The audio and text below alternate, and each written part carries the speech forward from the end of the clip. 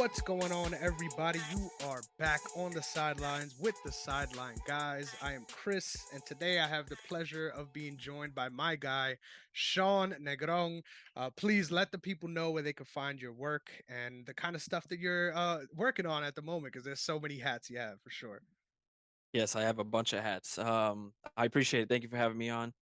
It is for people that are thinking about it right now. We are not related, but we do share the same last name. But now you can find me. I do a baseball podcast called That's Baseball. I have a football podcast at National Fan Loop, and I host and created my own website that gives anybody who listens to this can reach out to me at Sean Negron 26.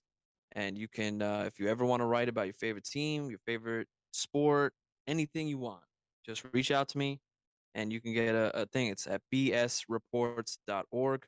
And, come in and have some fun. That's what I'm all about. Just giving everyone an opportunity. Yes, sir. Yes, sir. And I still have yet to make my debut, but when I do, trust you guys will all be hearing about it for sure. As he mentioned, I hate that you tipped your hand like that. I mean, we could have just played it on throughout the whole show. We could have, I don't know, maybe this the new sibling cast. I don't know, but hey, he's telling the truth. We are not related, but we are related in many things, and one big one is the shared love of mixed martial arts. I know. First of all, I just want to ask you this: how did your fandom start? Obviously, I know the answer to this question, but just curious on how you became so deep into MMA and following the shows almost on a weekly basis now. Honestly, it was something that made my stomach turn because I had never seen mixed martial arts in like a sport type platform. I had seen the YouTube videos of Jorge Masvidal, which I know we'll get into, street fighting and all that, and I always loved it, but I never like was deep into like, oh, well, let me watch, let me get into this. But it was when Bigfoot Silva knocked out Alistair Overeem. I think it was UFC 158. I think maybe I'm wrong there, but it was when Bigfoot Silva shocked the world and knocked out juiced up Alistair Overeem when Overeem was the unbeatable, and after he had just knocked out Brock Lesnar and all that, Overeem was like immediately my favorite fighter. But I wasn't like watching on a week to week. I would just watch when he came on, and then when that happened, oh, my whole like world like flipped upside down. I was so heartbroken sitting there at Applebee's with family members who hate fighting. And I'm sitting there and I'm watching it and I just, oh, but after that, I was like, you know what? I guess that's what love, love for this sport is all about. You get your heart broken, but then you wait for the comeback. And so that from there on out, I just started slowly picking it up and not watching every week, but watching every other, and then the main cards, and then the pay-per-views. And now I'm out of my mind. So I watch every single event, every fight night, every Dana White Contender Series, the pay-per-views. That's now I'm fully into it. And I have Overeem to thank for that, or Bigfoot Silva. I'm not sure. Nice, bro. I agree, man. It really is the most rewarding part about being a fan. And when someone that you're rooting for heavy does take a L like that, sort of shifts your perspective. That's the biggest part for me why I really fell in love with watching the sport on a consistent basis, not just UFC, but anything I could get my hands on really is cuz like you get an idea of what these weight classes are and like where everyone stands. But every time there's a fight card, those rankings kind of shift, right? Like all these different outcomes change the way you look at the division, change the way you look at these matchups, and there's always something fresh happening, right? Like even on 287, Rob Font getting a big upset against Adrian Yanez, everyone was just dismissing him during the week, myself included, just assuming that the matchmaking was set up a certain way for a certain result, and boom, we just get another grizzled vet reasserting himself in that pecking order. So it's just so crazy, man. That's what really keeps me hooked. There's no other like I'm a big sports fan in general. Like the three big ones, baseball, basketball, football, those are my jam since I was young and really what got me into sports. But combat sports, man, there's something different about it. It really speaks to a different, I don't know, a different, more visceral emotion when watching, but also just how volatile it is. There's no one punch home run swing you could get that finishes a game, right? So it's just so crazy, and why I feel like it's the pinnacle of like the sports watching experience. As someone that watches a lot of different sports too, how do you feel about that? Because I don't know how else to articulate it than combat sports really have a different feel. Well, yeah, that's the thing about combat sports is that it's, when it comes to the major sports, when you get to the end, you know it. You know, okay, all right, here we go, fourth quarter. All right, ninth inning, whatever. Combat sports, and the second that first round starts, or the second, Bruce Buffer says it's time, then you're on your heels the whole time. It doesn't matter if it's the first fight in the early prelims or it's the final, the main event. From that moment on, you're so hooked in, and it's like it's funny because I look at myself now and I think back to my younger self, and I think, how was I able to just walk away? Like, I don't care about the early prelim in this one because it's just the sport of fighting to me is just so intense and so fun that I don't like it really is like people's favorite show where they just have to watch the next episode and they have to binge it. So when it comes to Saturday nights, like I'm married, so it's probably brutal for my wife who wants to go out on Saturday nights, but like I'm so glued to the TV when it comes to, fight nights and these pay-per-view events that yeah, it's a whole different animal, and it's one of that's it's becoming quickly one of my favorite major sports in the world. Nice, nice, man. I love it. We could talk all day, but we already got a huge docket of things to get to, so can't hold you up too much longer on that. UFC 287. There was a huge fight card that went down in Miami yesterday. So really excited to preview to talk about all those fights and sort of the aftermath of where we go now with all these different storylines, and then of course looking forward to next week's fight night event as well. There's some really good bangers on that card too. So jam-packed episode of the TSG MMA show coming to you guys. Looking forward to getting right into it. So it's only right that we start towards the bottom and work our way up right to the most important fights of the night. So our first fight of the early prelims yesterday was Sam Hughes going up against Jacqueline Amorim.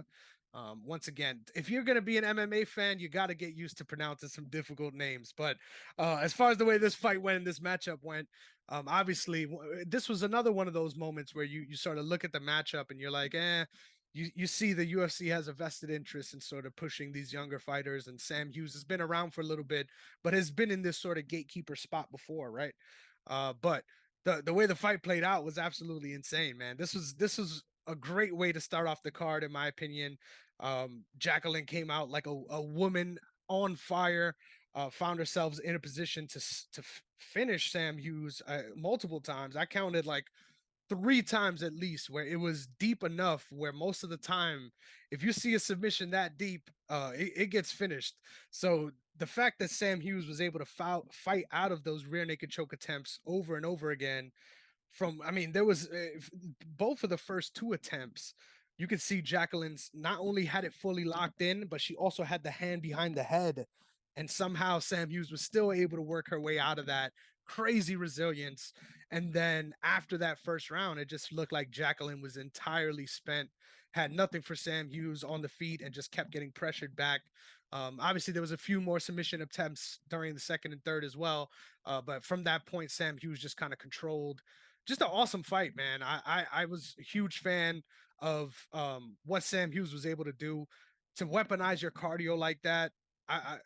I've been in the training room a couple of times. I know how it feels, and if someone's just outworking you, it's a lot more demoralizing than being out muscled, right? Than being out physicaled, because at that point it's just like you feel like even if you were better at some time, there was nothing you could have done because at the end of the day, they're just going to keep running around you. Yeah, I think with this one, you have when you have 7 minutes of control time in a 15-minute fight, that definitely will help with the cards. And I this fight, like you said, it was built to kind of show the younger fighters against these gatekeepers, sure, but these veterans. It's a better way. And this was kind of like your teaser to what you saw to start the main card. And what you saw by the third fight of the main card too, you had a bunch of veterans fighting these younger guys who the card was kind of or that fight was built around, and then it kind of flipped and it didn't go the way you expected it to. So I got to give it to Hughes, I really do, because 7 minutes of control and to with last that first round and then turn it around and obviously winning by unanimous decision. That's great. You only got 12 significant strikes against you the whole fight. Mhm. Hey, that's a win. That's a win in my book. For sure. And I think this isn't the end for Jacqueline. I think she has a lot to improve on and a lot to learn from. Definitely. Especially when you get put in a situation where you see in some way that even though you lost the full fight, right, you were superior than your opponent in a way where you were able to get to a point where you had them dead to rights multiple times. So there's obviously stuff to build off of being a jiu-jitsu world champion as well. But just a tough break, right? But I think a lot of fighters really discount what it means to get these sort of L's out the way, so to speak. A lot of the times, people are only interested, people that aren't really like huge fight fans, they're only really interested in someone being undefeated. But a lot of the times, a loss like this could really change your trajectory in the sport from not only being a great prospect to just being a great um, sort of person who solidifies themselves as a contender versus just being a prospect that's coming up and just blowing people out of the water. It takes a lot to really get your feet settled, especially in the UFC. So I'm looking forward to seeing what she has to offer when she comes back for her sophomore stint. For sure. But shout out to Sam Hughes. She definitely deserves a new contract because I know she's been grinding it out literally um, fighting anyone and finding a way to do it. I just love her physicality as well as her mindset.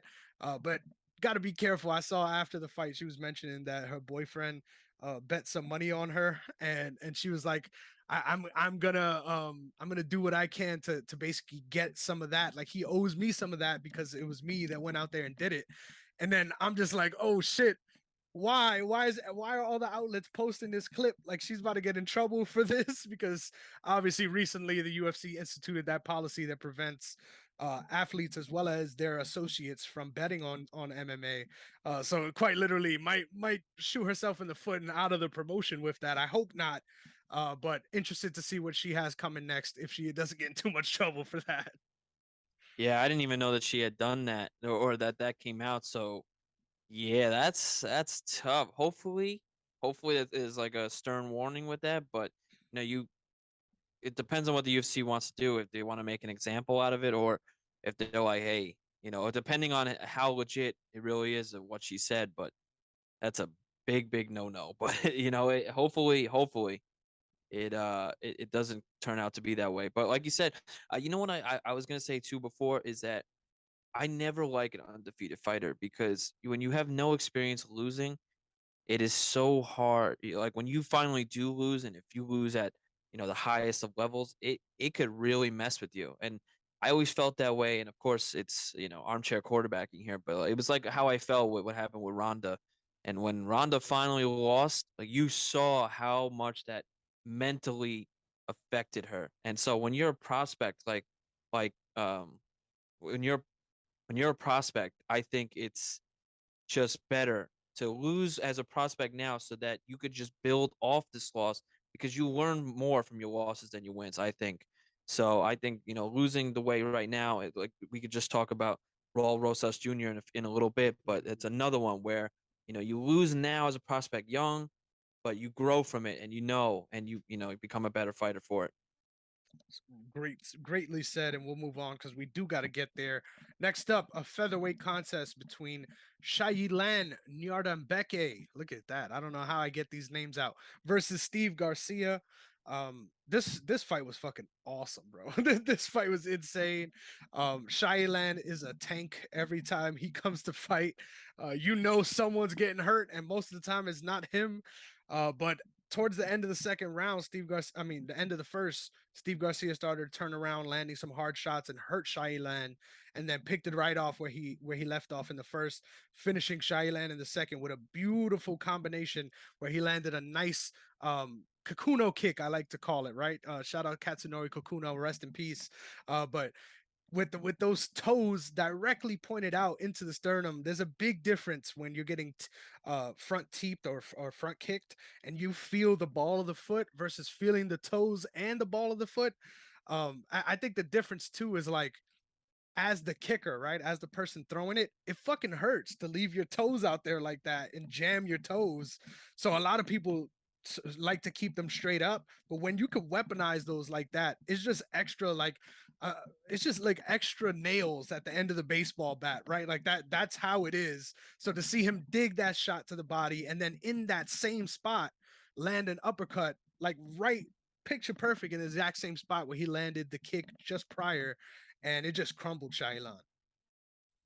Yeah, and you know what? I was pretty shocked because Shylon, with the ground control that he had throughout that first round, I did expect a much closer, and I think that's the best part about something like a body shot like that because it's eventually when you get hit by that, you're shut down like almost immediately, and you don't see it that much in MMA. It's starting to pick up a little bit, but body shots that, especially liver kicks like that, oh, I've been hit once with something like that, and I promise you, I will never ask for it again, or I will never hope to get hit by that ever again. That is so like it's shuts your whole body down. You don't want to move for like a good like 7 to 8 minutes. You're just like, don't touch me. Don't Legit. touch me. Shout out to Dan Tom. I think I really gained an appreciation for the body work before I even started training, just by hearing him talk about the sport and his sort of perspective. And Dan Tom is someone that just are always reminding people, regardless of whether or not the judges score body shots highly, those are probably the most damaging thing. And if you ask the fighters, someone gets hit hard with a body shot, you see them, they don't care about getting hit in the head anymore. They will just cover their body. They don't care because that's how much it hurts. Like they would rather get hit in the head than take that punishment again to the body. So yeah, man, it's an underrated aspect of MMA for sure. But I think it's creeping its way in. I think there's a couple fights later on too, where we could talk about the importance of body work. So hopefully the judges catch up and are really giving credit for the strikes that actually do damage versus the strikes that look pretty, right? There's a lot of different judging discussions to talk about in this card too, but thankfully with this one, uh, Steve Garcia was able to get the job done, and we don't have to consider these things. But one thing before we move on that I just hate that I have to mention here: how do you feel about people knocking someone out cold and then just thanking the Lord Jesus Christ? How does that how does that make you feel? For someone, it's tough because I could get roasted for this, but I hate it.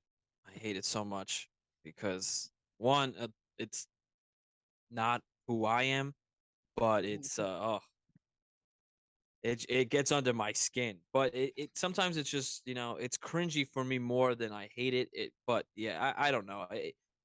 To fight and knock someone out cold and then thank the Lord that you just did that. That I don't know about that, but it's whatever. It's an incredible experience when you're going through that camp and you're so tired and you get to that fight week. So to pull through all those weeks of training and sparring and all that to have it finally work and to success for a victory the way it does. And yeah, I can see why you think you're higher above and you're God and so I get it, but when you think about it in that moment, like as a fan, you're watching, you're thinking the war, could you knock someone out cold? How does that work? But Are you yeah, sure that's what he wanted? Yeah, it's funny. There's a lot of times too whenever I watch this as someone who can relate to it, right? I understand where it's coming from, but I think largely you can't knock any of these fighters for taking that kind of inspiration because they have to have such insane self-belief and sort of no room for doubt in order to just put themselves in a position to compete, right? Not even to win, just to put themselves in a position to be in there and be in it to try to win. You got to have an unrelenting self-belief that something's looking out for you out there, right? But at the end of the day, I just always found it so weird because you could go two ways with it, right? Like, so let's say your opponent also believes in the same belief set as you. Like, did you pray more? Like, what? Like, what was the difference that edged you out versus him? Like, it's just such a strange thing. I mean, I get the health and safety part of it and being thankful. Like, I'm not trying to knock that at all. It's just always so funny whenever, like, at this point, it's like a trope in MMA where people are just like, oh, I just want to thank the Lord Jesus Christ, and it's like, oh man, I don't know that this is what he wants you doing out there. To be honest, I really don't.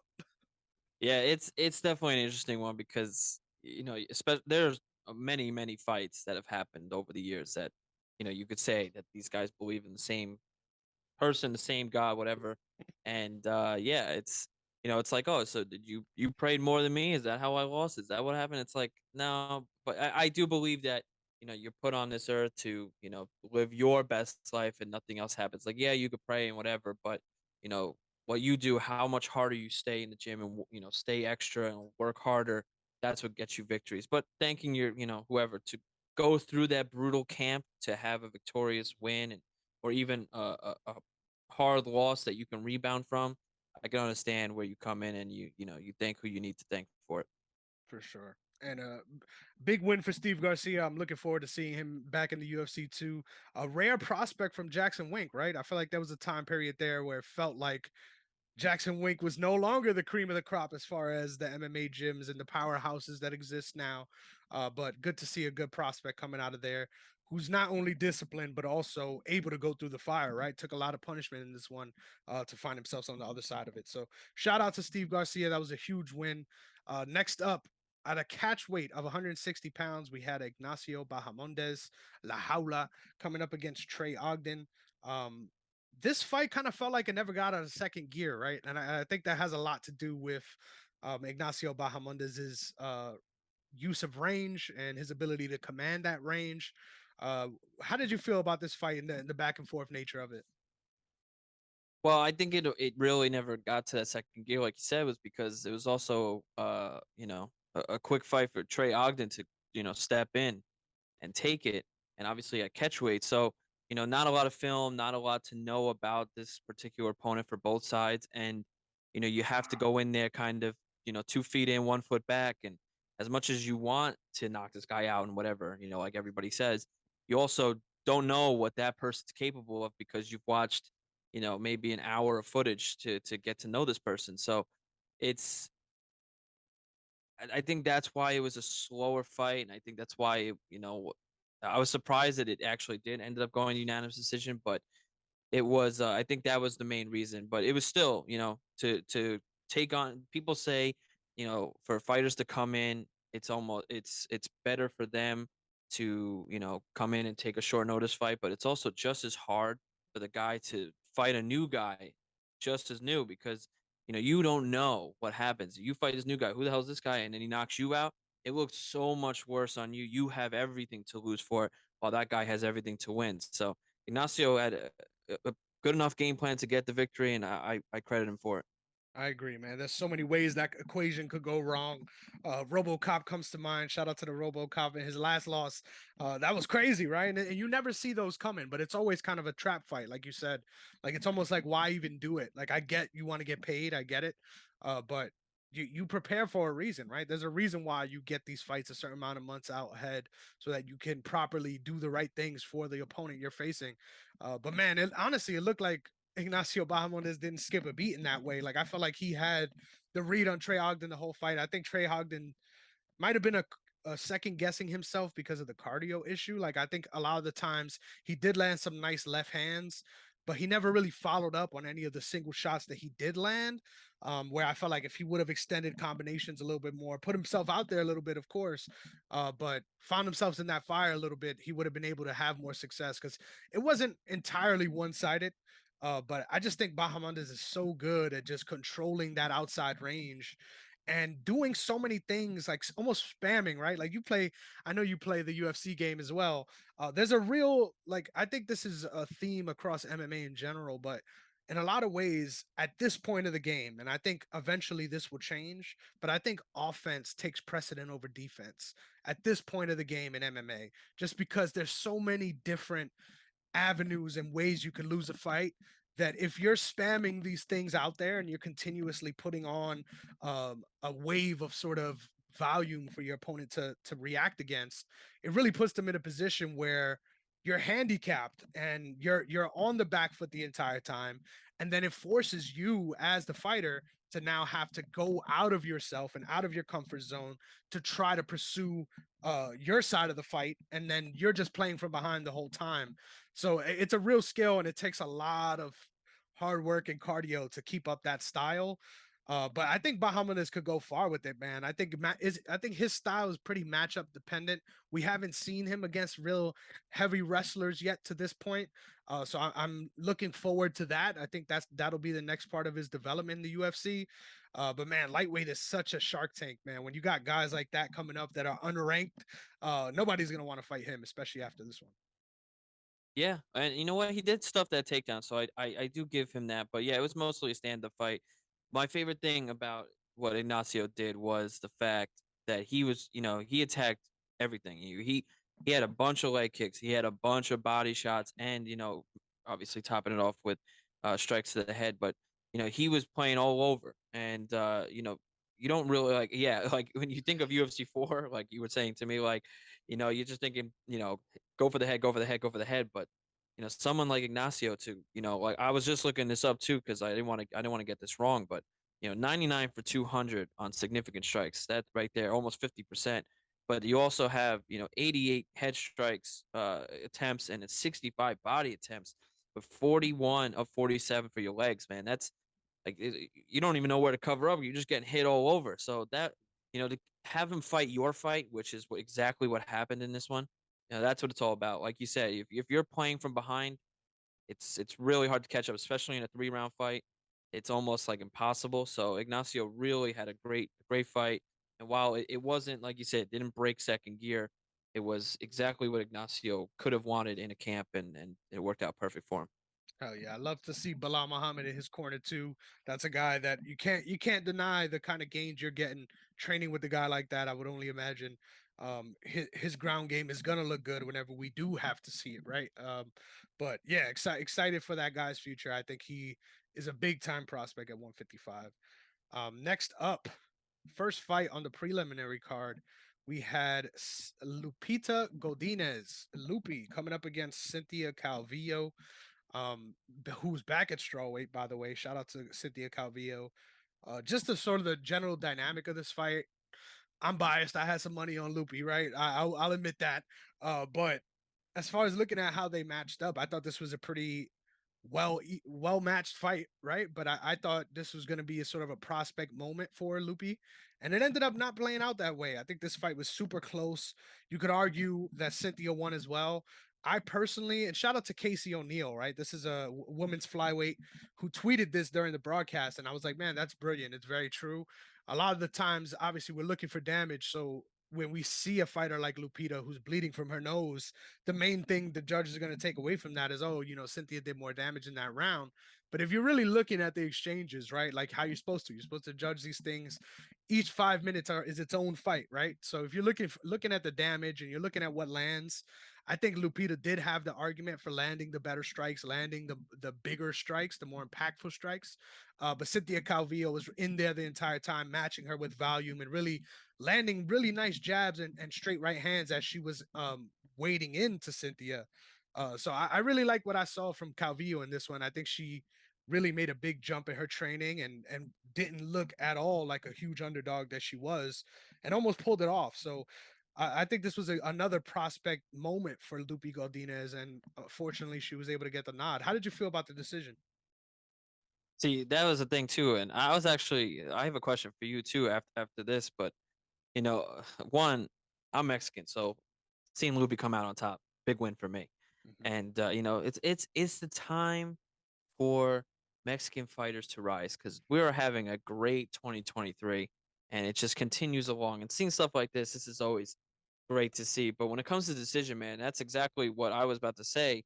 Was it was so close that I actually thought that it was going to be Cynthia that got her hand raised.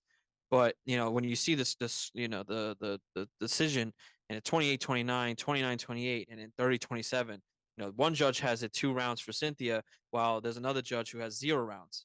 for Cynthia. So that's just, it just shows how close it really was. The statistics are almost identical. So it was definitely, you could have had a coin toss for it. I did want Loopy to win it, but I did think, like thinking negative first. Unfortunately, I thought Cynthia had done enough, but we had talked throughout, and this is what I wanted to ask you, which Cynthia has been around for a minute. What happens with her now with the loss like this? What do you see happening with Cynthia, and what do you think she goes moving forward? She did have a better fight. I will give her that. But what happens now? Being 9-6-1, what do you think? For sure. The long lost Diaz sister. She's also Mexican too. So this is a little home brewing right there. Yeah, But but I agree. she repped America there, so that's why I went with when you rep Mexico, you got my heart all day. I I respect that, and I feel the same way about my Puerto Rican fighters too. They're few far in between, but once they're there, you gotta support them fully. But yeah, man, I think Cynthia Calvillo. I've always been a fan of her upside.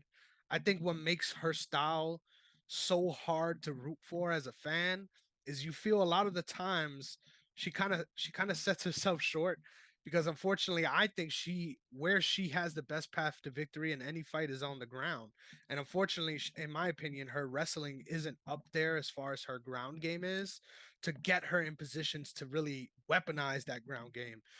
So a lot of the times, whenever watching her fights, I become a little frustrated. It's almost like she is the Diaz sister of MMA, because she's gonna throw 1-2s and piece you up on the feet and kind of hope that you find yourself in a position where you shoot for a takedown and she could take advantage of that. You saw a lot of exchanges even in this one with the front headlock position and putting Loopy in some bad spots after she felt compromised enough to try to go for those shots. So I'm a fan of her game. I see like I understand what she's going for. Like a lot of the times when I have an issue with the fighters, when I don't get it. Like it doesn't make sense. The coaches are urging them to do the opposite and they can't find themselves out of it too. So I'm not mad at her game. I think she's growing as a fighter as well. It's just such a hard place, the UFC, to have a career like that, to figure out your style and figure out where you're going when you come on the scene as this hot prospect. Her first two events were on pay-per-view main cards and she got two wins back to back, so that hype, you're sort of expected to do great things every time out from now on. So kind of find yourself in a tough spot to be in, and just once again, that hype machine, man, it does a lot. It really does a lot. It puts a lot of people out there at the forefront of the sport and gets that name out there, but now it comes time to back it up a few fights after, and you end up finding yourself with a lot of these prospects where you're in a spot where you're good enough that people know who you are and they know why you're good, but you're not good enough to stay there against the next crop of people that are coming up. So I'm interested to see if she's able to stick around. I don't think they let her go after this one though, because she looked really good. Yeah, I think she sticks around too. But yes, she's definitely like just the way she started the fight. Like it just made me think of the Diaz brothers. Like she was not talking, but she was into it. She was ready to go, and I like that. I like that energy. I like that like I'm coming for you sort of attitude. And I was saying, maybe I was a little negative about it, but I always felt she was kind of like a gatekeeper for the undercards. Like you always see her on the undercard, and like you'll see her pull out some, but you'll see her, end up losing or whatever. And I do want to see Cynthia because she's exciting, and I like seeing Cynthia in these cards. And every time I see her, I'm like, all right, cool, cool, cool. Like I look forward to that because it's gonna be a great fight regardless. So we could have been having a completely different conversation if Cynthia had pulled it off and won by split decision because the judges were so off that you could have gone either way. So Mhm. regardless, it doesn't hurt Calvillo all that much, and I think she'll be just fine in her next one. Greatly said, and we can move on. But I have one quick thing to say about the criteria that I think really, honestly, I think this is a big barrier to entry for a lot of MMA fans in general. I think we need to figure out a way to make a scoring criteria where you can't have three different judges have these cards that are honestly justifiable. Like you could look back at these scores and you could score the same round 10-9 one way and 10-9 the other way and have a justifiable argument. And honestly, like that that's a problem. Like that, if that, I mean, it's led to so many different decisions now at this point where we're like, man, what were the judges thinking? But also at the same time, you can defend these scores. Like it's not like they were egregious. I think 30-27 is a little bad in my opinion. But even then, I think the rounds were close enough where you could justify a score like that.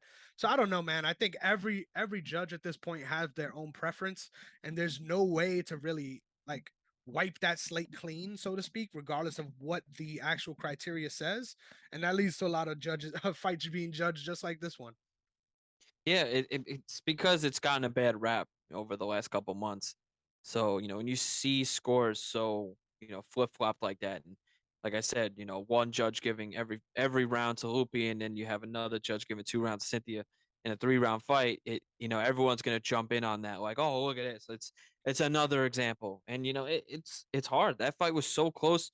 There was some I had no idea how to score it. I thought I had a 29-28 Cynthia. So when I saw 30-27 Loopy, I was like, I must not know what I'm thinking. Because, whatever. But it is what it is. And this one, like you said, definitely justifiable.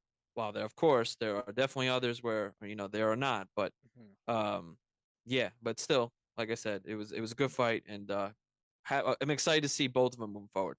For sure. For sure. So next up, we have a middleweight bout between Joe Pyfer, who ended up getting the TKO against Gerald Mearshart in the first round. First of all, Joe Pyfer is that dude. I just gotta say it right now off the top. I don't know how far he goes in this division or any division, fighting the way he fights. Right, like either you're gonna get the knockout or you're probably gonna get killed. That's just the way he fights. But honestly, he's really grown into his frame at middleweight. Grew a lot in this one. Said it himself. He was looking beefy, considerably beefy in this one. Ayo, but really, this was nasty, dude. Like to see him not only stay within himself, but also find the points to damage Gerald Mearshart as bad as he did and stay on him. I mean, the stoppage was horrendous, if you ask me. Like there was at least 3 times before they stopped it where I felt like, man, this is over. Like, why are we still waiting? And there was 2 times that I counted where Joe Pyfer really stopped fighting and looked at the ref like, are you fucking serious? All right, I guess I'll keep hitting him, and then kept on going. And you see Gerald Mearshart not even responding to that, like just in a spot where he's just holding his ground. It's almost like you're just kind of like you might as well tap, in my opinion. I know there's such a bad rap that's given to tapping the strikes, but he literally was waiting for the ref to stop it. He was not doing anything to advance his position, and somehow the ref decided that he was still in the fight. I don't understand it, but let's not let that take away from what a win this was for Joe Pyfer. Yeah, man, I got to give it to Piper a lot. I thought that this was gonna be kind of like a not a snoozer, because I did think Mirshar was gonna come out better than he's come out. He's got 51 pro fights, so I thought the experience was gonna be there to hold him, maybe to like a third round, and then maybe Piper would have taken over. But I did have Piper winning it. I just thought Mearshart would have had a much better game plan, or a much better time in the octagon, because it almost seemed so one-sided the entire time.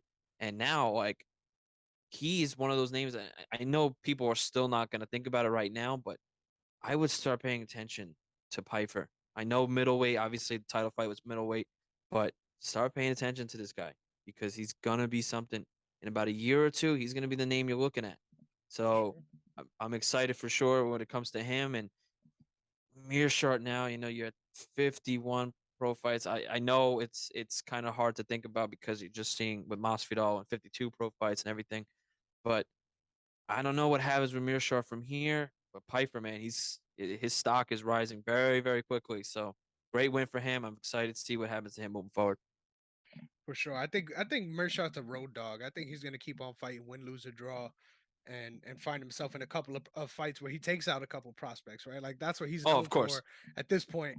But I agree, man. I think Joe Pyfer is the truth. There was a moment there where I thought this was a hard fight. Like I really thought that this was gonna be a big test for him. And he just Yes, blew him out the exactly. water. Like honestly, there's some guys in middleweight. Like I'm looking at you, Dricus Duplessis. I would pick Joe Pyfer over Dricus. Just seeing the way he can compose himself. Obviously, not in this fight. It only was 1 round, but in his last fight, to see the way he goes through these rounds, like Duplessis by the third round is huffing and puffing and barely there, right? So I don't know. I think there's some matchups where we could really see him catapult himself into contention real soon. Ooh, with Triscus though, that we'll talk about that soon because obviously with the whole post fight interview and all that, that was an interesting conversation. But I don't know with Driscus and Joe, I would probably lean more on Driscus on that one because of the experience, but and especially because this is probably the highest of stock he has right now. But definitely, I'm with you on Joe 100%, and I'm so excited to see. Hopefully, he bounces and comes back to the octagon soon because like this is the best he's looked, and I'm looking forward to see what he's doing moving forward. For sure. I like his team too. It's always good to see a young crop of fighters coming up together, right? Like him, Sean Brady, all those guys in Philly doing their thing. It's not easy, but when you have a group of young guys like that who aren't necessarily good at the same thing, right? Like they're good at different things. In my opinion, that's a good ingredients to have a good camp around you when you got a lot of different bodies to simulate different fight conditions. But let's move on. Next up, we had a women's strawweight bout between Luana Pinheiro and Michelle Waterson. This one was a split decision, 28-29 for Waterson and 229-28 for Luana Pinheiro. Me personally, I scored this fight for Michelle Waterson when I was watching it. I thought she landed more strikes on a more consistent basis. And when she landed her biggest strike, she did impact Luana in a big way that was considerable. But I think the moments where, regardless of how much the strike itself actually did, Luana's strikes were pushing Michelle back and had a more tangible effect on her in that way. So I would imagine that's why the judges went with her in this one. But I always hate to see a fighter who's more active and tactically putting themselves in better positions to land than their opponent come out on the wrong side of the decision like that. Yeah, the funny thing is that going into the fight, I was like, oh, I think Pinheiro's got this one. Then throughout the fight, I'm thinking, all right, Waterson Gomez, think she's got it. Think when it comes down to the decision, I think she's gonna win unanimous. And then watching like the replay and then the highlights later on, I was like, oh, I could see how they did because it did look like Pinheiro when she was landing was a little bit more damage on certain strikes, so I could see how it kind of swung that way. But I don't know. It's still to this whole entire thing. I felt Waterson had done enough, and it kind of stings for her. But like when you lose in split decision like that, when you lose that close, it really doesn't hurt your stock all that much. But Pinheiro is now 11-1. That definitely helps out, and for Waterson Gomez now 18-11. That doesn't help. But hopefully they can jump back in the card real soon and continue to rise up. Yeah, for sure. I know at this stage, Michelle Waterson has been hell bent on trying to get a title shot. I think at this point, that's really out of reach. I think it'll Yeah. take a huge run in the next couple years.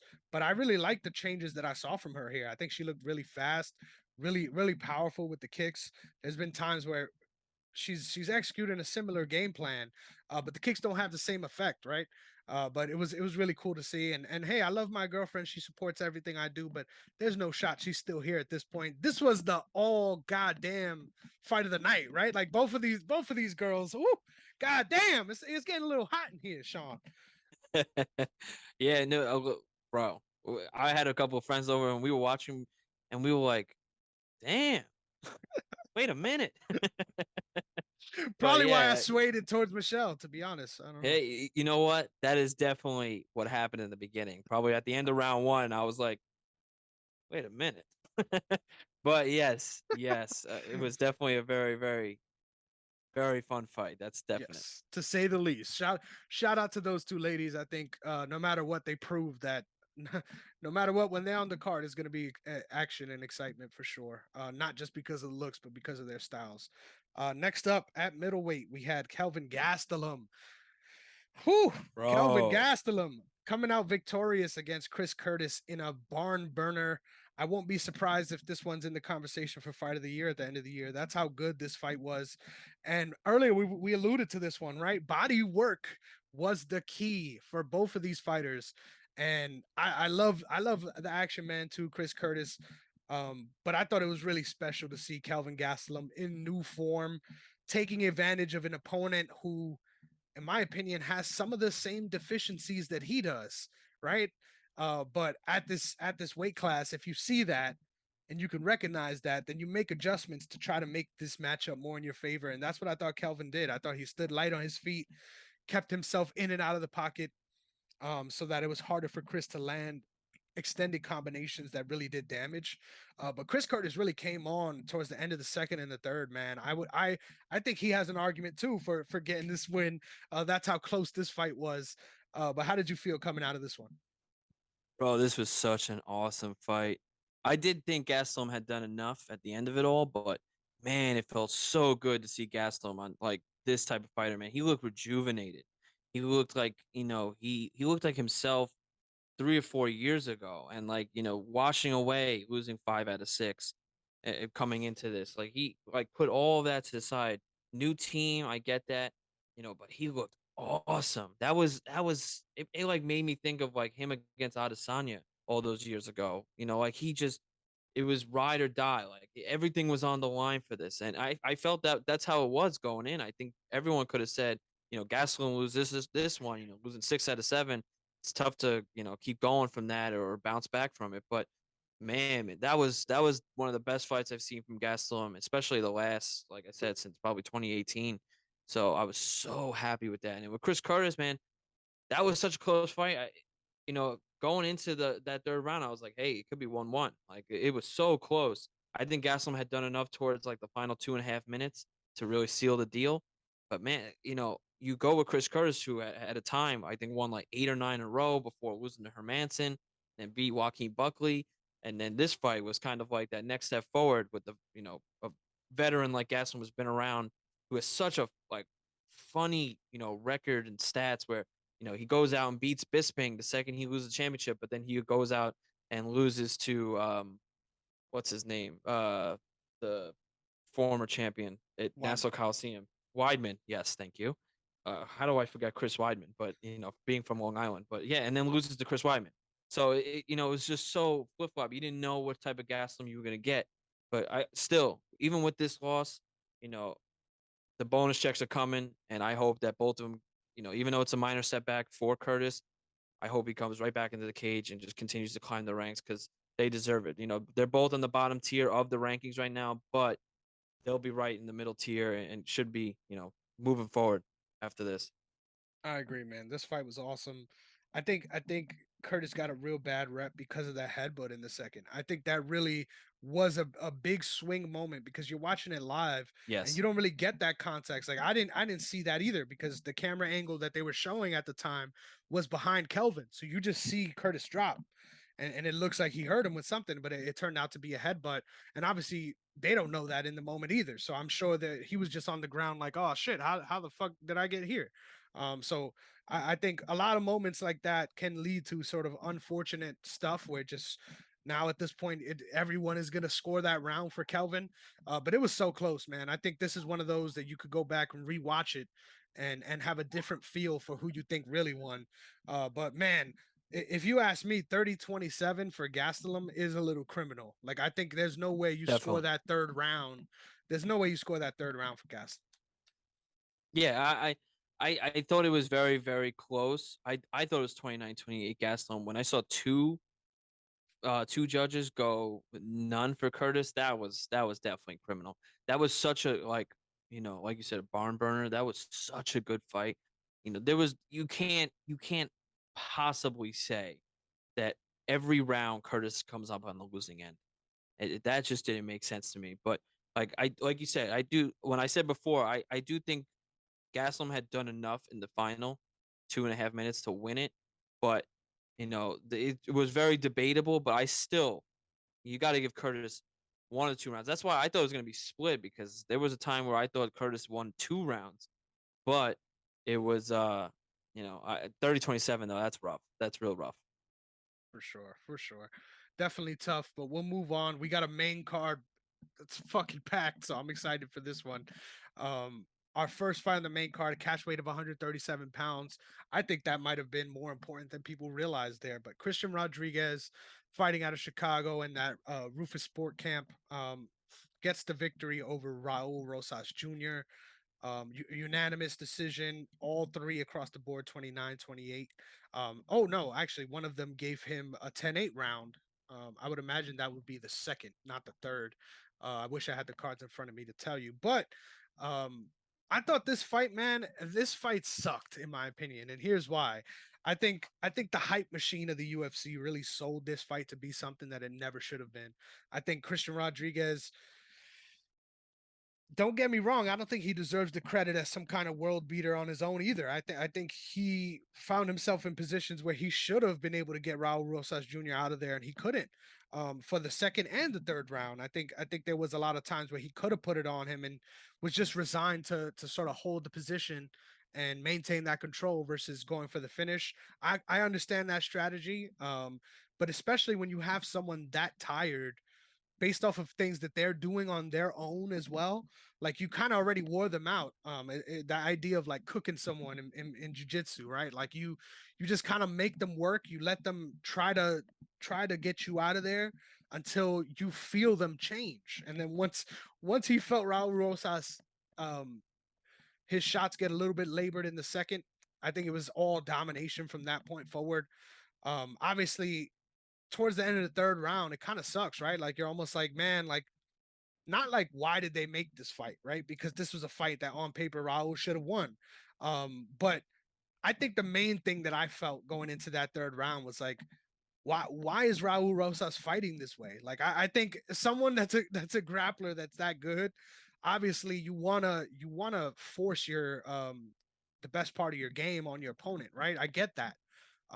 But there was a real desperation early on from the first round where it almost felt like if this doesn't work, it's not going to work ever. And that's a dangerous place to be in any MMA fight, but especially in the UFC, when you have all this pressure and you're such a big prospect at 18 years old. Like, I can't imagine that, right? Like, we've seen similar things, but never nothing like this. Like, never anyone this young.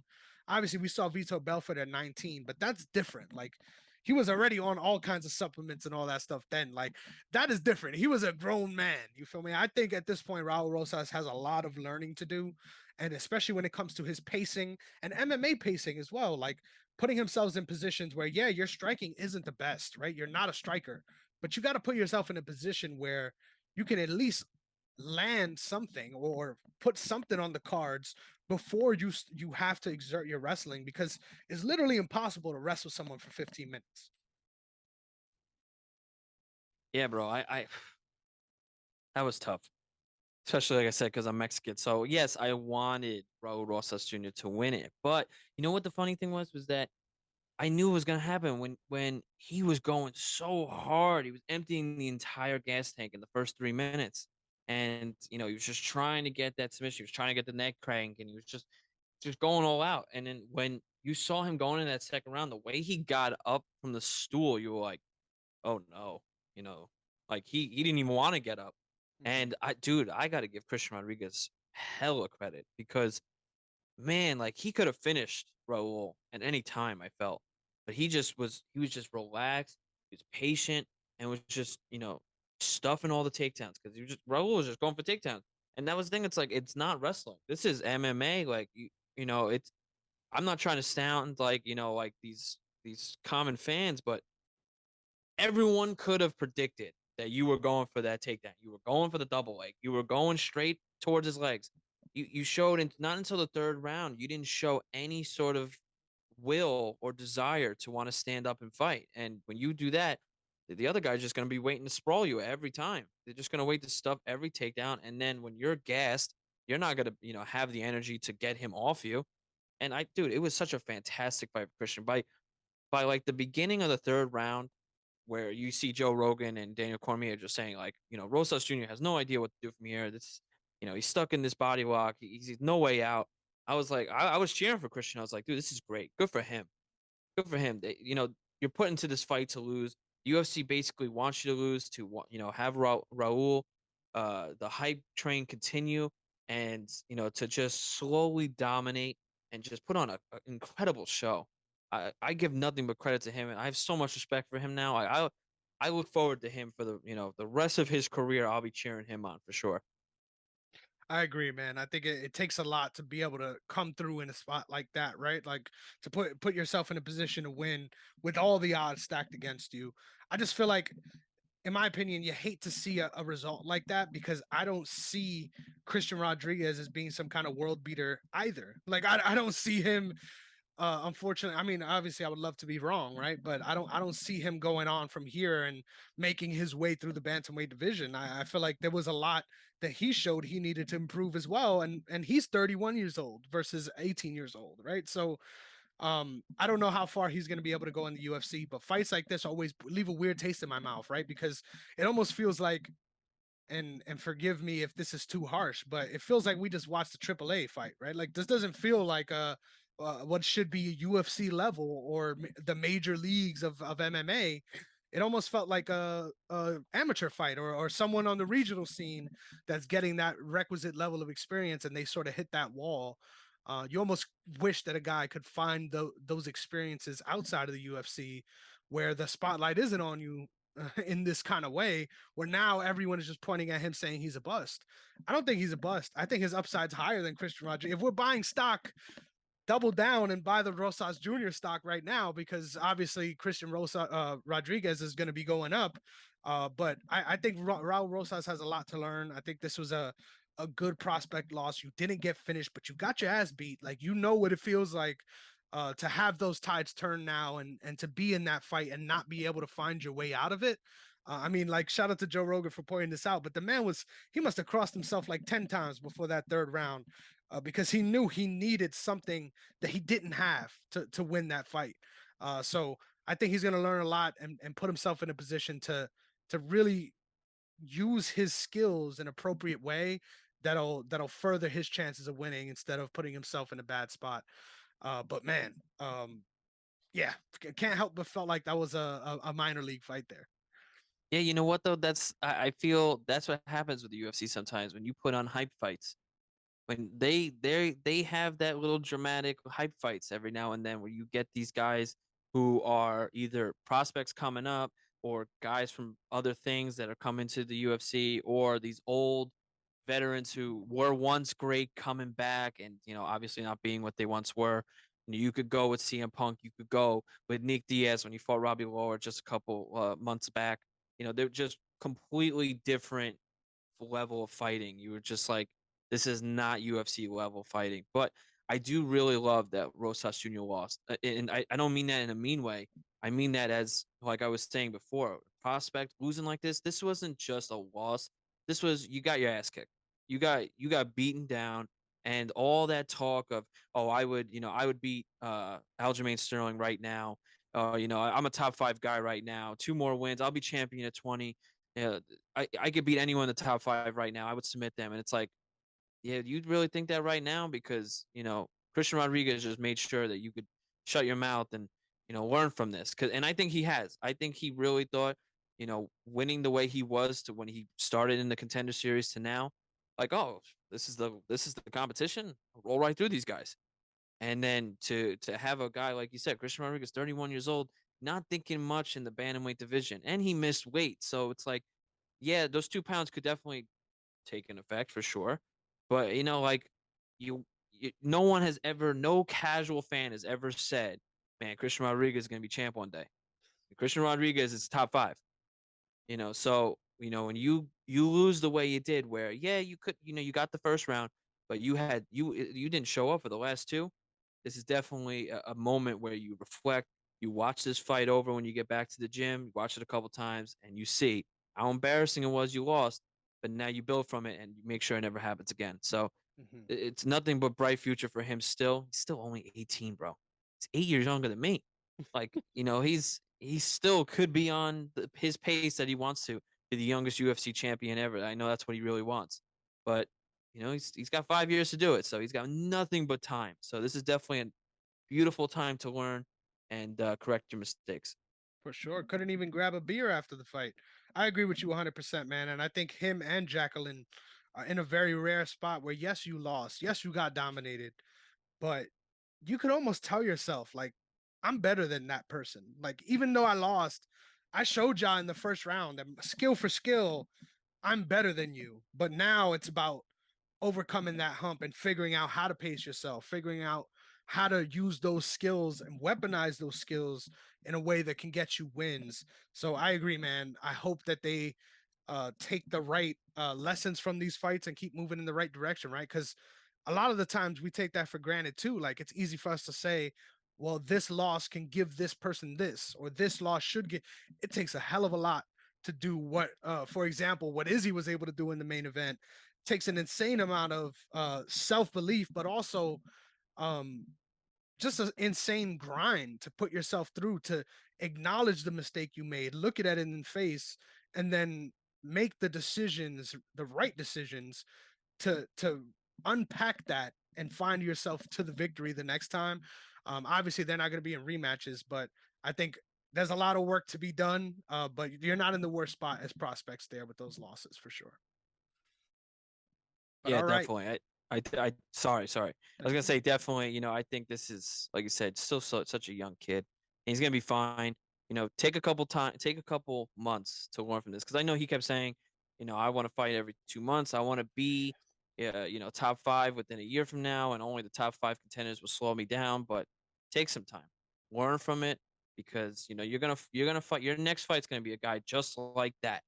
And then if you can dominate like the way you were supposed to, then that's when the hype really builds. Then we see that you're not a one-round fighter. You're not just going for the submission within the first 2 minutes, but you can be a three-round fighter, and then you slowly build up to being a five-round championship fighter. That's what it's all about. That's such a great observation. I agree with you 100%. So let's move on. Our next one. I'm really excited to talk about this one because I feel like this fight is so strange, so strange. I wish I need a. You know what I need to do for the next episode? I will remind myself. I need to have these the actual database with the round scores because I wonder what the scores were going into the third. But Kevin Holland was able to get the knockout victory in the third round against Santiago Ponzinibbio at 316. Just a vicious left. What was it? A left hook, a vicious left hand that sat down Santiago, and obviously after that, just follow up shots and buried him through the canvas, and then he popped up quick and was sort of making a protest. I thought it was a late stoppage, not a bad stoppage. I thought it was a late stoppage. So no issues with the stoppage there. I shout out to Ponzinibbio, all heart, right? Like one had no idea what happened, but was just like, I'm fine. Like I didn't die yet. Like let me keep fighting. But obviously that's why the refs are there and all the commission are there to keep these guys from themselves. Because I'm sure in the street, right, they would have been like, all right, let's just run it right back then if you're fine. But thankfully that's not the situation we were in. I thought that was a clear knockout, and you could sort of see him go out of it with those follow up shots as well. Um, I don't know what to make of Kevin Holland. I thought this was I thought this was a good performance. I thought it was a different storyline than his usual fights. I thought he showed a willingness to be present and listen to his corner in a way that he's never done before. I don't know how much that's going to help or benefit him personally. I think a little bit of his success does come with the chaos. I mean, we saw that with the single leg attempt, right? He has one leg up in the air and he lands a back fist on Santiago that almost put him out. And it's like, how are you generating that kind of power from that position? Most of the time, if you're throwing that strike, your coach is like, what are you doing? Like, focus on the takedown defense. You're going to get taken down against better fighters. But he finds a way to make power in the most absurd spots.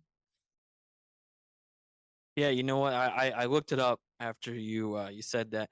And Kevin Holland had the first two rounds. Every judge had it 10-9 for both rounds. So he was technically on his way to victory. And I don't see, the thing is with the back fist there, how much of it was his power and how much of it was Ponzinibbio's chin.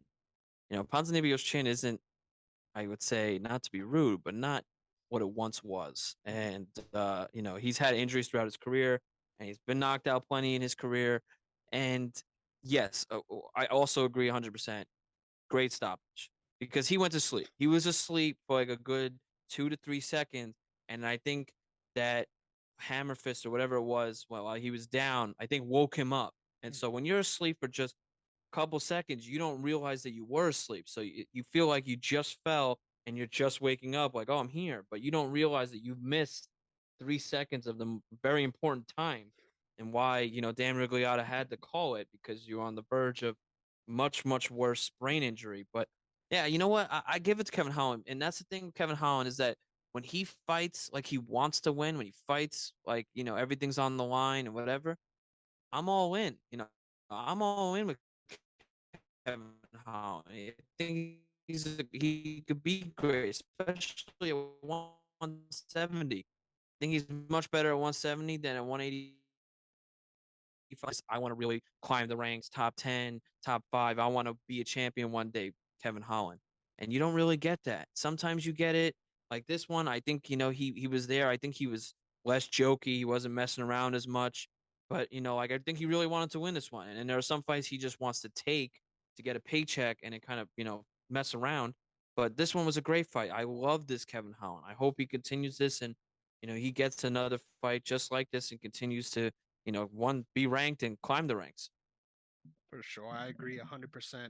I thought this was a great performance, and I agree with you too. It sucks. I feel like Santiago's in a position where he's just a gatekeeper at this point in his career, and there's nothing really that he can do to get out of that. It always sucks to me whenever you're watching a fighter who is so far removed from what they used to be, but they still fight as if they are that person.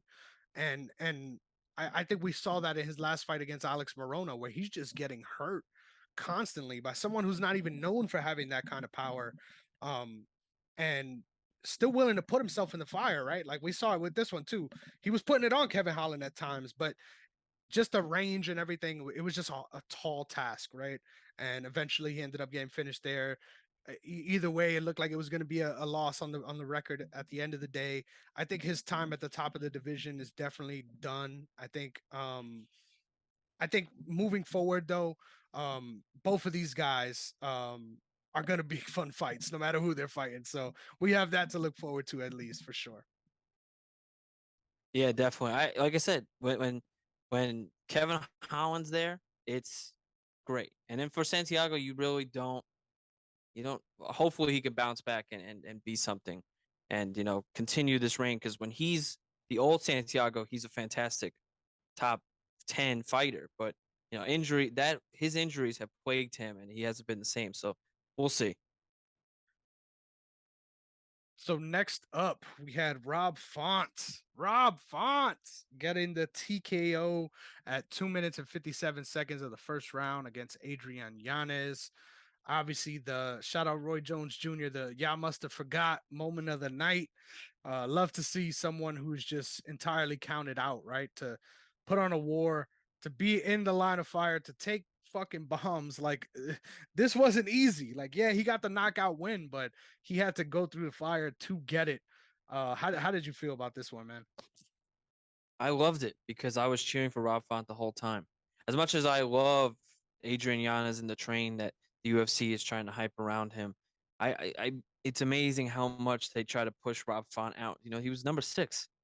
He's number 6 ranked, and he was on his way to being a legitimate contender in the bantamweight division. But then when he lost to Jose Aldo, and then people were like, oh well, guess he's not. And then losing to Cheeto Vera, and it's like, oh, he's definitely not. Let's try to push him out. And it's like, it's crazy. Like he had 4 straight wins. Like he was on his way.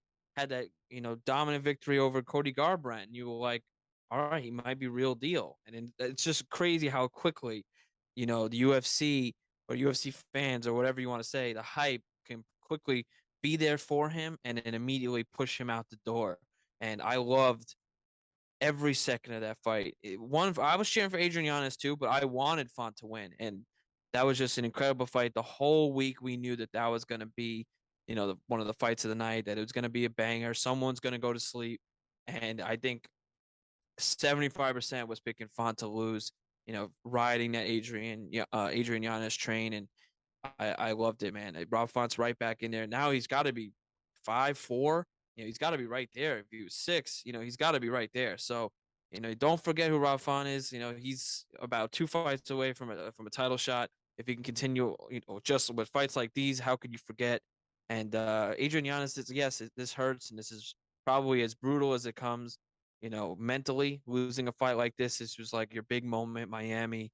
I get it, but it's a lot smaller than you think, and you could come right back and be a top contender, especially with the way you were fighting. You got caught, but it's all right. Just come back next time, and you'll be just fine. I agree, man. That was not what I expected at all. Honestly, I thought he was rounding third on his career. I thought with the way he was looking against guys who aren't even in the UFC no more, like Marlon Moraes and a couple of different other guys. But I think it really speaks to the strength of this bantamweight division, right? It's just a murderer's row of absolute dogfights, no matter how far away you are, honestly, from the top 15. Like this is one of those divisions that I can confidently say is probably like 35 deep of actual contenders, like people who can, with a couple wins, find themselves in the title picture. Just an insane division. And to see him really stake his claim, remind everyone why he's here, right? And just that knockout, right? Like that picture is insane. Like it almost reminded me, obviously, very different punches, but just the way his body reacted kind of reminded me of that Jamal Hill versus Johnny Walker fight. Just exploded after the knockout. Yes. Looks like he was shot out of a cannon. That was just a nasty right hand in the clinch too. Really was rooted to Yanez the entire time and just blasted him with a shot that he didn't see coming. That just sent him, man. Rob Font's that dude. I love to support my Boricuas, right? But I honestly did not expect him to be competitive, yet alone win. And man, he, like I said, it wasn't easy. There was rough moments. There was moments where it felt like he was falling into that same trap and getting hurt. I Yep. mean, we already saw that big mouse under Oh the right yeah. eye really swelled up quickly, and I think that says a lot about just the punishment he's taken throughout his career. But just a solid knockout win, and I'm sure Yanez is gutted, but you can't even be mad at a performance like that, right? Like you put yourself in a position to win. You hurt him multiple times, and you just caught yourself gunslinging a little bit too much. And once again, now it's time to recorrect the steering wheel. Almost like I think I saw this coming with the way round one against. Oh man, why am I forgetting his name? He's from Boston. Um, Brandy Costa in his last Ooh, fight, yes. where Okay. in that first round, there was moments where he was having trouble with Costa's length and Costa was landing shots. And we see he's there to get hit. He's very Masvidal-esque in his mannerisms, his fucking face. He looks just like him, but also his fighting style with being willing to take one to give one and keep himself in that pocket ready to exchange. I think he learns a lot from this one as far as positioning in the cage and where you put yourself in these positions and really managing that in exchanges versus I got this guy hurt. Now it's time to go burr, to say the least. But Rob Font, man. That's all I got to say. Rob fucking Font. That was awesome.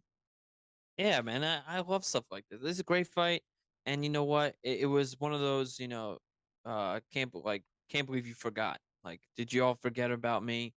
And a perfect statement fight for Font, and this puts him right back. Like I said, top 5, and now he'll get another fight. That's bantamweight's so deep, it's crazy. I hope he gets the benefit of the doubt and fights someone ahead of him instead of when you get these guys who are middle of the pack but always are fighting guys behind them. And I hope Font can get someone within the top 4, but huge. It was huge. And like you said, man, when Font had that his eye was all busted up, blowing up, and I thought, man, Giannis is a couple seconds away from just one clean shot to put him away.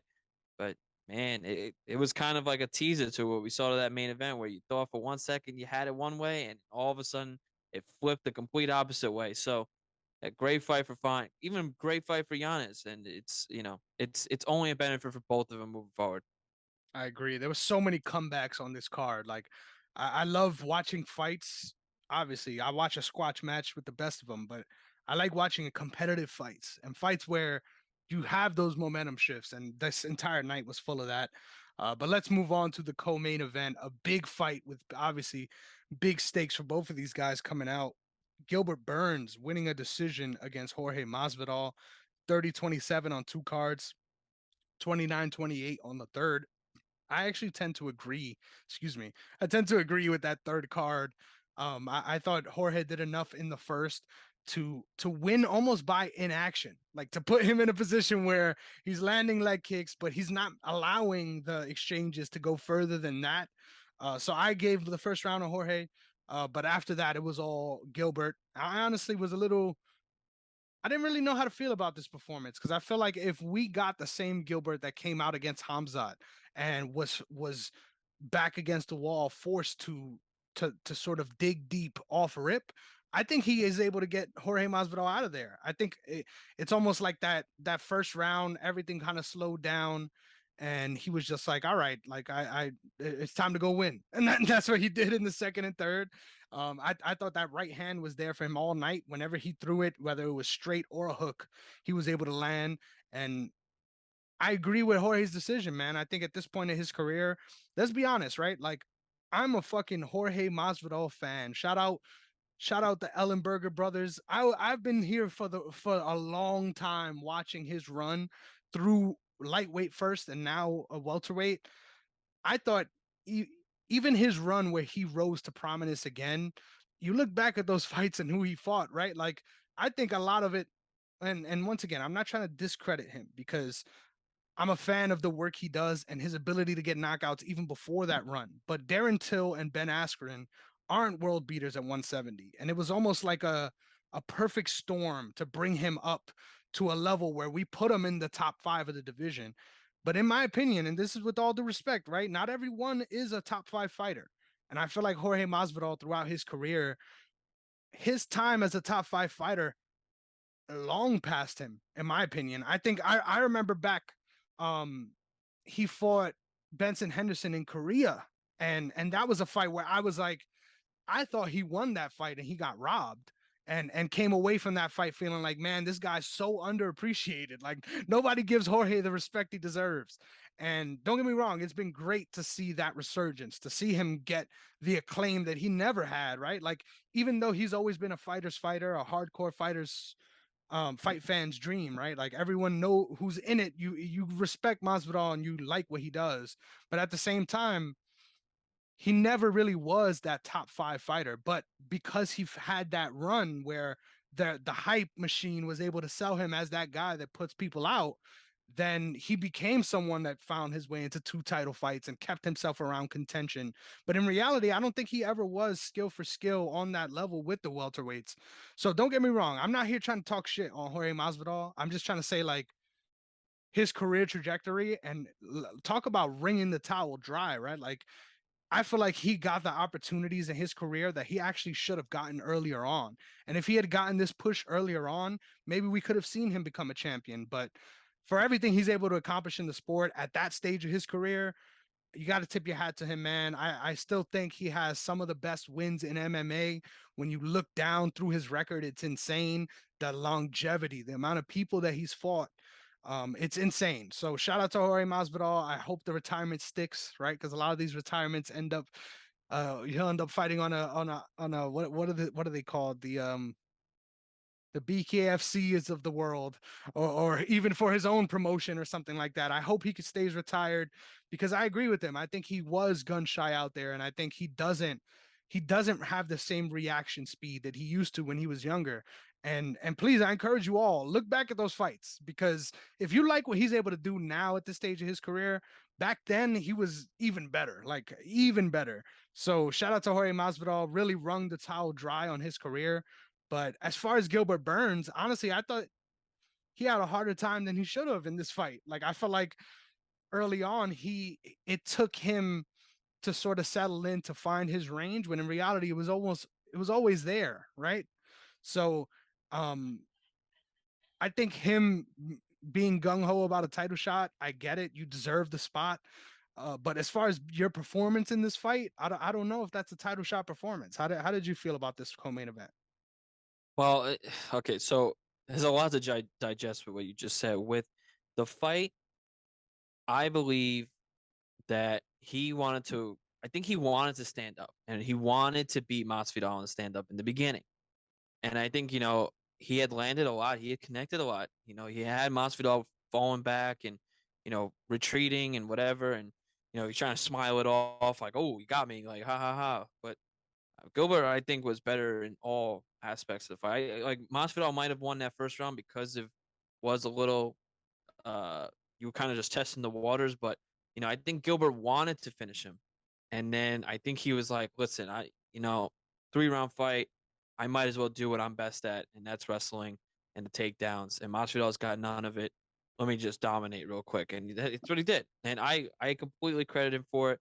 And that was exactly what I think everybody wanted. Everybody thought what we were going to see, especially, the betters out there and all those sports books. And I think it was exactly what we expected.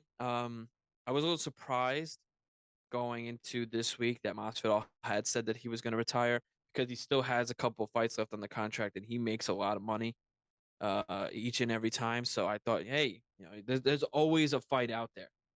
Right now, if he didn't renounce retirement, I guarantee he'd be thrown in against, him and Kevin Holland. Huge hype fight. You could literally throw that hotel scene as like the hype of the whole fight. People are buying the pay-per-view. So I think, Masvidal realizes like, listen, I'm probably not going to get another title shot until minimum 40. Do I really want to be fighting when I'm 40? Probably not. This is probably my time to leave now. Do I think he stays retired? No, I don't. I'm not gonna lie to you. I think I said it right when he was thinking about retiring. Like he didn't put the gloves down. He kind of held them and then threw them into the crowd. Like I think if the opportunity presents itself, and something hype happens, he would come back one more time, or even fight for his own promotion. His promotion seems to be doing decently well. It's got a lot of good names over there, so I could see him, on a desperation thing, or even to try to promote his own thing. He puts himself on a main event, or co-main event to his own card, and kind of promote his own stuff, which I'm not sure how much that'll do or if he can even do that. But I don't think this is the end for him. Fighting's in his blood. He's 38, I think, right now. So I definitely think he will continue fighting. I think he'll take time. This is brutal. You're in Miami. I think like um it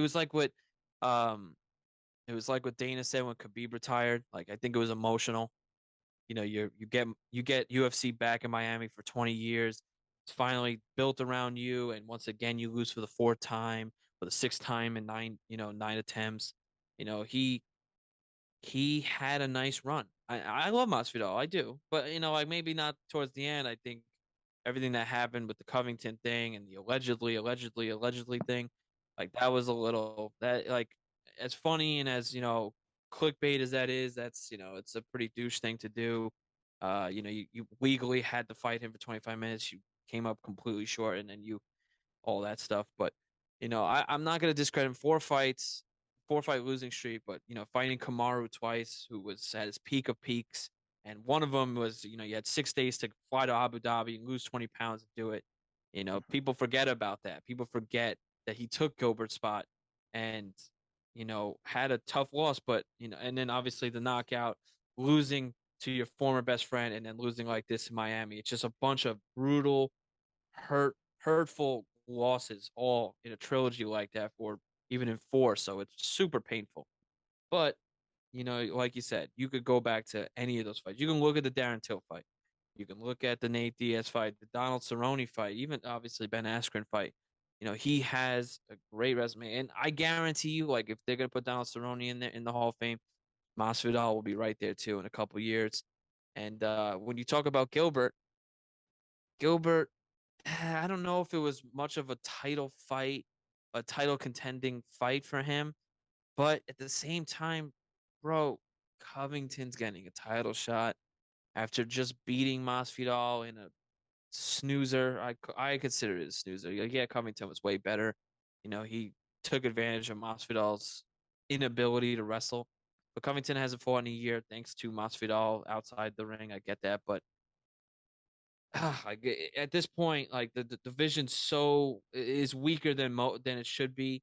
So yeah, I could see Burns being next because Burns put up that great performance against Usman in the title fight until eventually losing thanks to the jabs over and over again. But yeah, after the Covington fight, especially if Covington beats Leon Edwards, which I don't know if that's going to happen, but if he does, then you get these great wrestlers in Covington and Gilbert Burns.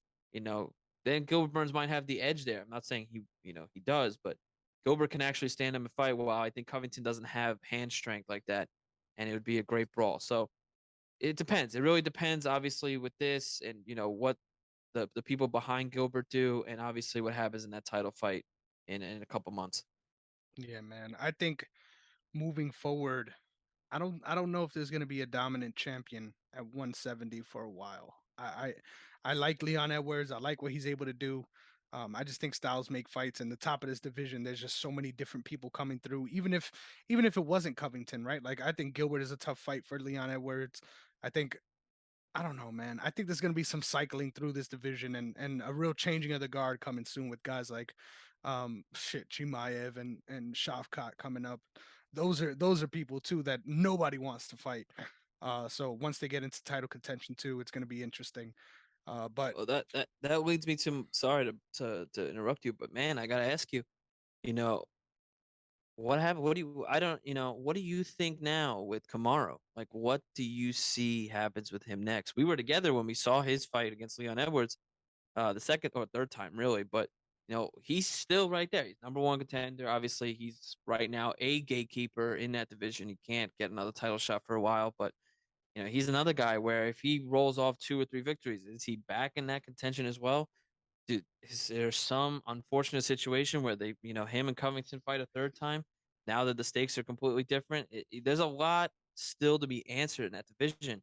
So, Gilbert, I don't know if he deserves a title shot either because hasn't really he didn't beat Kamaru. So like, if Kamaru wins his next fight, then it's like, or and Bilal Muhammad too, he might deserve a shot. So, like there's still guys that are right there next to you that deserve a shot just as much. And, depending on what Kamaru does and depending on obviously Leon Edwards versus Colby, there's still a lot of questions on who deserves the title. Like those 4 or 5 guys right there are, could get a title shot soon and or champions now, but there's none of them that you think of that are like once they're champions, they're gonna be champions for a very long time. Like he's better than the rest of them. That it could keep switching hands for all we know. such a great point. I agree with you 100%. I think if I'm Mick Maynard, I am blowing up Kamaru and Bilal and trying to get them on the same card as Leon Edwards and Most Kobe definitely. Covington because I feel like that is the true number one contender fight in this division. And I agree. I That'd be think that's weird the though. unfortunate part. That's the unfortunate part, in my opinion, of excuse me, of having these I just lost my train of thought there. Let's get it back. Let's get it back. So That would be yes, that's an weird. unfortunate part of having the hype machine, right? Because you look at a fight like this coming in, if Jorge gets this win, everyone's rallying the troops. Let's get the Leon fight, right? Nobody's worried about anything else. But in the inverse, just because they're giving this person the hype job doesn't mean that you're also deserving of getting a title shot off of beating them when in reality they're the 11th ranked guy in the world, right? So like that's a very frustrating part to me about it's almost like two different divisions, right? And this happens in welterweight and lightweight, where like these guys aren't even facing the top guys, and they end up becoming a top fighter, a top 5 fighter, without even facing top competition. That's my issue with Kobe Covington too. He had 2 wars with Kamaru, yes, but who did he beat to get up to those title fights? Robbie Lawler. They're like a whole bunch of guys that like you look back at his Tyron Woodley. resume, and it's insane. Exactly, it's Yeah. insane that he is still holding this spot in the division despite not having wins against guys like that. So in my opinion, I think if we're talking about who's deserving, Gilbert deserves a shot over Covington 100%. 100%. But but you could argue Kamaru deserves to be in a number one spot. You could argue Bilal deserves the shot more than anyone based on the run that he's on. So it's like it's a good position to be in for the UFC. Don't get me wrong. It doesn't matter. You roll the dice, you're going to get a good fight with the way the top of that division is looking. But at the same time, you almost lose the meritocracy aspect of the sport, where it's just like if you could ride a little wave and get some buzz on your name besides what you do as a contender, it can really put you in a higher position than you deserve to be. And then those guys who make a name just beating people up don't find themselves in those spots until way later. Like, I would hate to see Bilal Muhammad end up in a position like Tony Ferguson did, where he never really gets a shot to be the undisputed champ because they keep matching him up with other people. Yeah, and I agree with that because I thought he was gonna get a legitimate shot with when he beat Sean Brady. Sean Brady was so hyped up, and he went out there and beat him. And obviously, I thought with when he fought Edwards and it ends in the eye poke and all that, it's unfortunate, but it's kind of like okay, like but now Edwards is the champ. That fight should have happened. You could run that now. You could be like, all right, they're gonna fight again, because going into that fight, there was no clear all day. Edwards would win all day. But now that Edwards is champion, it's all Edwards would win all day.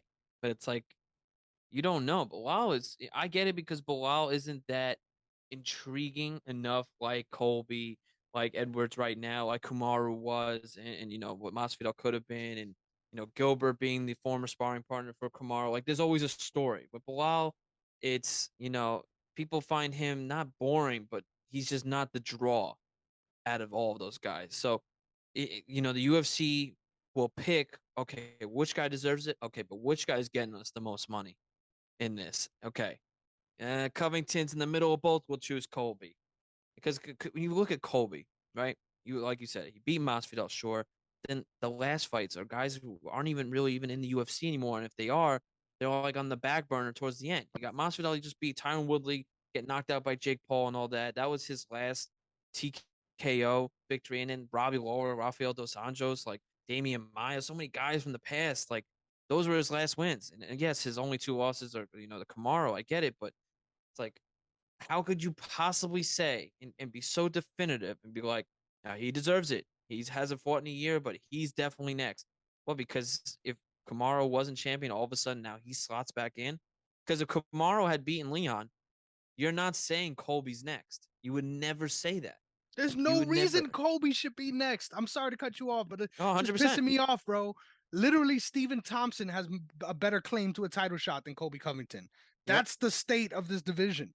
So no matter what happens, honestly, we're gonna get a good fight regardless, right? Like I can't be too mad. But at the end of the day, this division needs some real sorting out. And I don't think the UFC is gonna do it. Like I think they're more interested on capitalizing on the hype on these I. things than Yep. actually pursuing what I feel is the meritocracy aspect of the sport. But oh man, if you are Mick Maynard, what fight are you giving for the title right now? For who would be Leon's next shot? See, that's the thing. Right now, I would go with Bilal because that fight is unanswered when they did fight. Mm-hmm. And Bilal was the one who got eye poked. So, like it's not the other way around where then you can, the fans could take it a whole different direction. Mm-hmm. But that fight was supposed to happen, and Bilal has done enough to beat these guys who are behind him for the UFC. Yeah. The UFC put him in the position to lose with guys like Sean Brady and others to come in and beat him, and he has taken care of them all. So I think, I did feel like because it's just the timing's so weird, and I don't think anyone really thought Edwards was going to win that third fight. I think you would probably say 75% of the majority thought Kamaru would win because of the way the second fight ended. Kamaru was a better fighter in the second one, so that kind of would have, you know, held the division down a little more. But now it's in like this complete, what happens now sort of thing. So I would have definitely given it to Bilal, or I would have had Bilal versus Colby for the number one contender.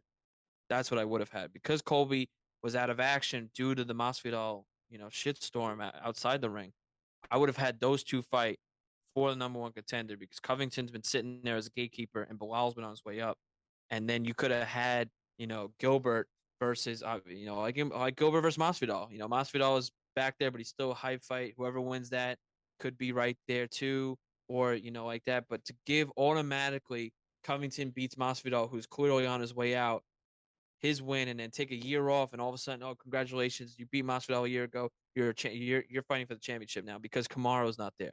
Because like I keep saying, if Kamaru had won that third fight, we wouldn't even be having this conversation. Covington would be a gatekeeper right now, fighting Bilal Muhammad probably, and for a Mm. number one contender because Covington would have never gotten the fight because it makes no sense to do a third fight if Kamaru would have watched him for a third time. So that I don't like. I don't like just because you have a new champion, Covington's automatically, oh, good, a shiny new object, shiny again, throw him back in. I don't like And that. even the people that the, take it how you can take it, right? But even the people who actually enjoy the dumb shit that Colby Covington spews, he's not a draw. So like I don't understand why there's this constant like he does this for us, he's gonna sell for us. No, he doesn't. Like he's just fucking cringe, bro. Anyway, I'm tired of him. We've spent far too He's a much time draw on in Middle welterweight. America. That's what he is. He's a Yeah, draw in Middle America, and if you have a card in Middle America, which it won't be, it'll be in London, but exactly. that you can sell even more though. It's you got England versus what a shitty representation of what America looks like right now with Covington coming over because he's going to come in with everything revved in American gear and all. England's Mm. trash, America's great. He's going to shit on all of that when he Citing comes the over and fights in Boston England. Tea Party, Oh everything. yeah, bro. He's gonna make this such a dramatic and stupid thing, but that's the other draw too, is that he Mm. will represent. It'll make it. Which country's better? Oh, it's 1776 all over again, and some stupid fight and stupid war that they'll hype up, and it is what it is. But it will be a draw, unfortunately, because you have it in England as well for Edwards. For sure. Well, we got to move on to the most important fight of 286, Yes. 287. I'm so hyped. I've been waiting to talk to you about this one. Adesanya versus Pereira, 2 in MMA, but 4 across all combat sports. Adesanya finally able to exercise those demons and get a knockout victory of his own in the second round, late in the second round. Um, I just want to lay the ground for you for this one. Please let me know how you felt watching this one during round one and then going into round two. What was the reaction? What was the feel like? How do you feel coming out of this main event? I thought it went.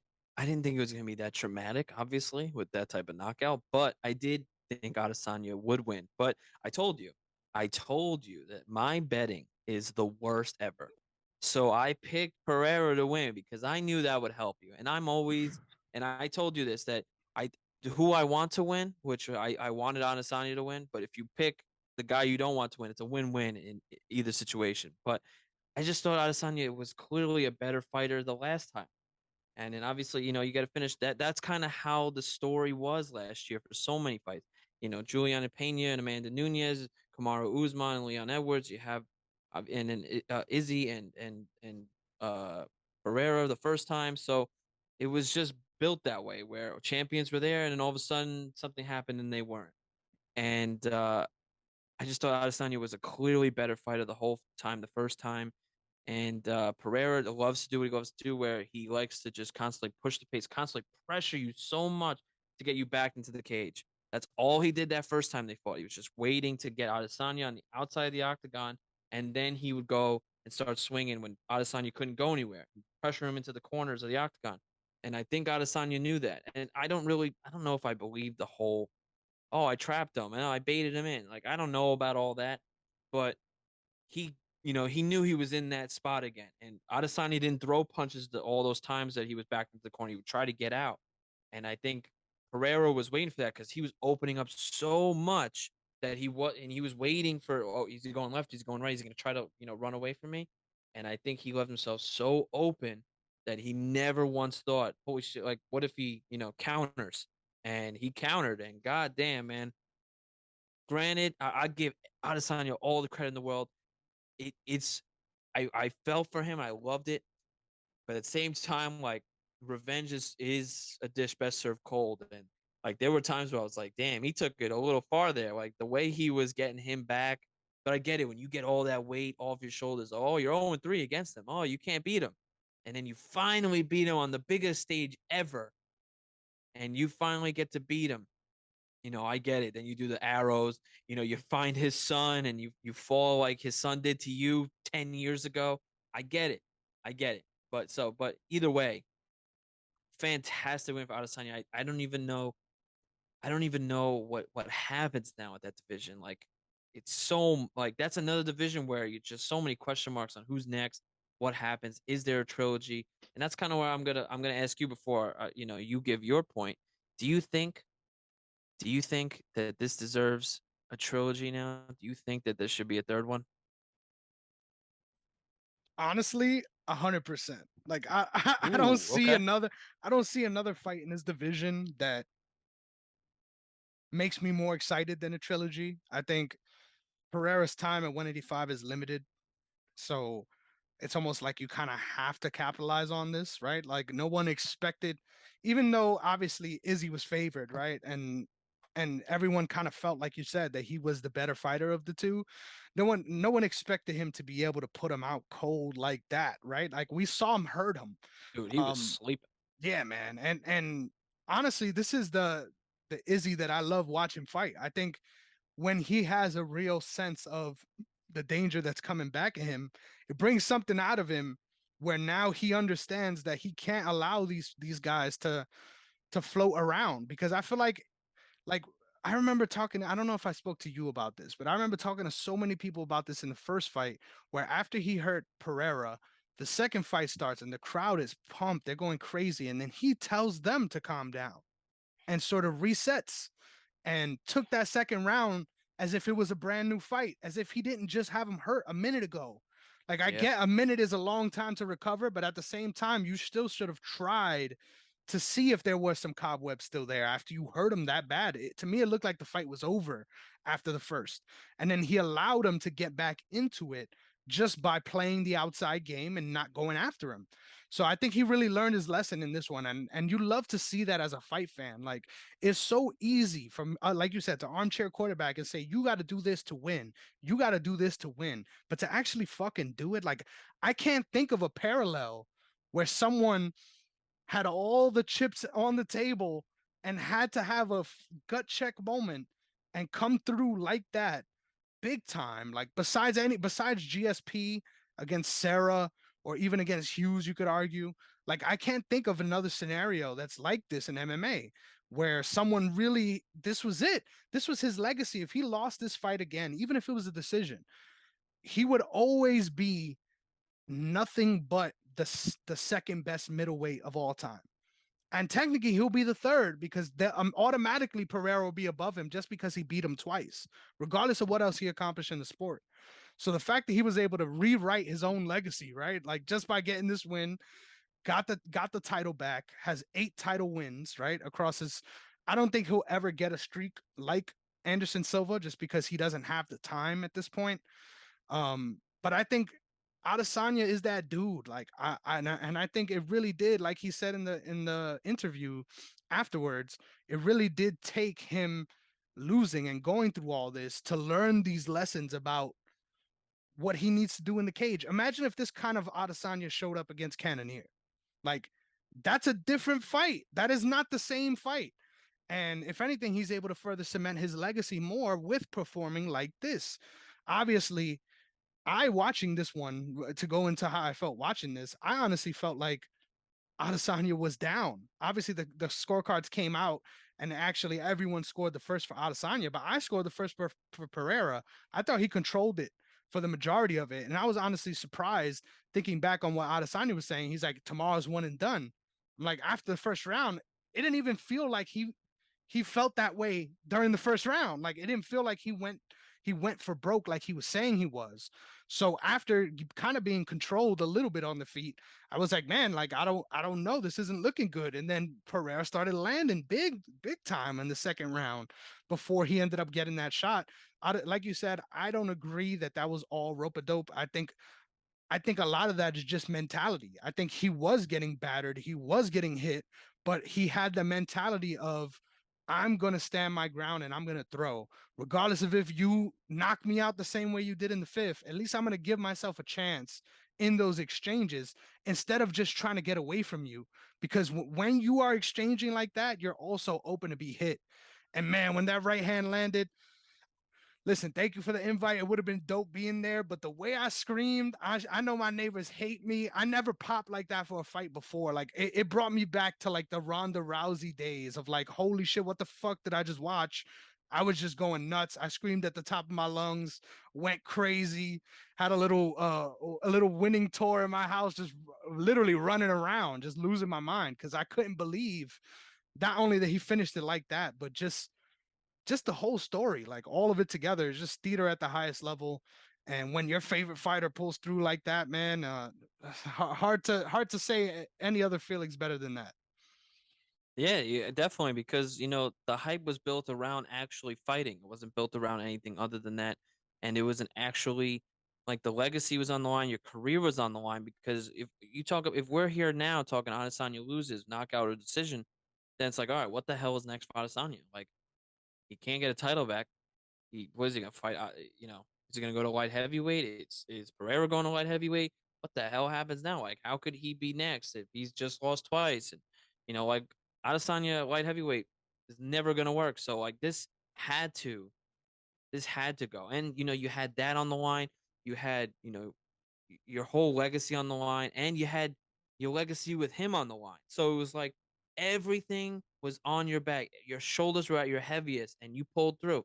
And I said I felt the same way where I thought Pereira might have done enough to win that first round because you know I just thought with both of them are doing a lot of leg kicks. I think whatever, but I just felt like Pereira was waiting. He was going slow. He was the first fight. He was trying to finish him in the first like round or two. Not finish him. He was trying.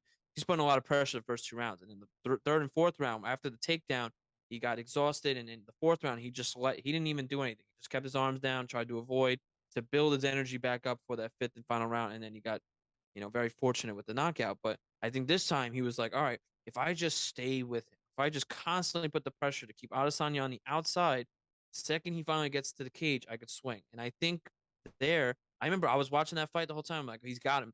He's got him. He's against the cage. This is exactly what Pereira wants because that's all Pereira was trying to do. The first two fights was just get him on the outside of the cage to the point where now, okay, I got you. You're cornered. You're not going anywhere. I'm gonna use the cage to my advantage, and then start swinging. And I think he had him. He was like, "Oh, I got you finally." And I think he connected once that was clean, and then he felt, "I could finish you right now. Let's do it."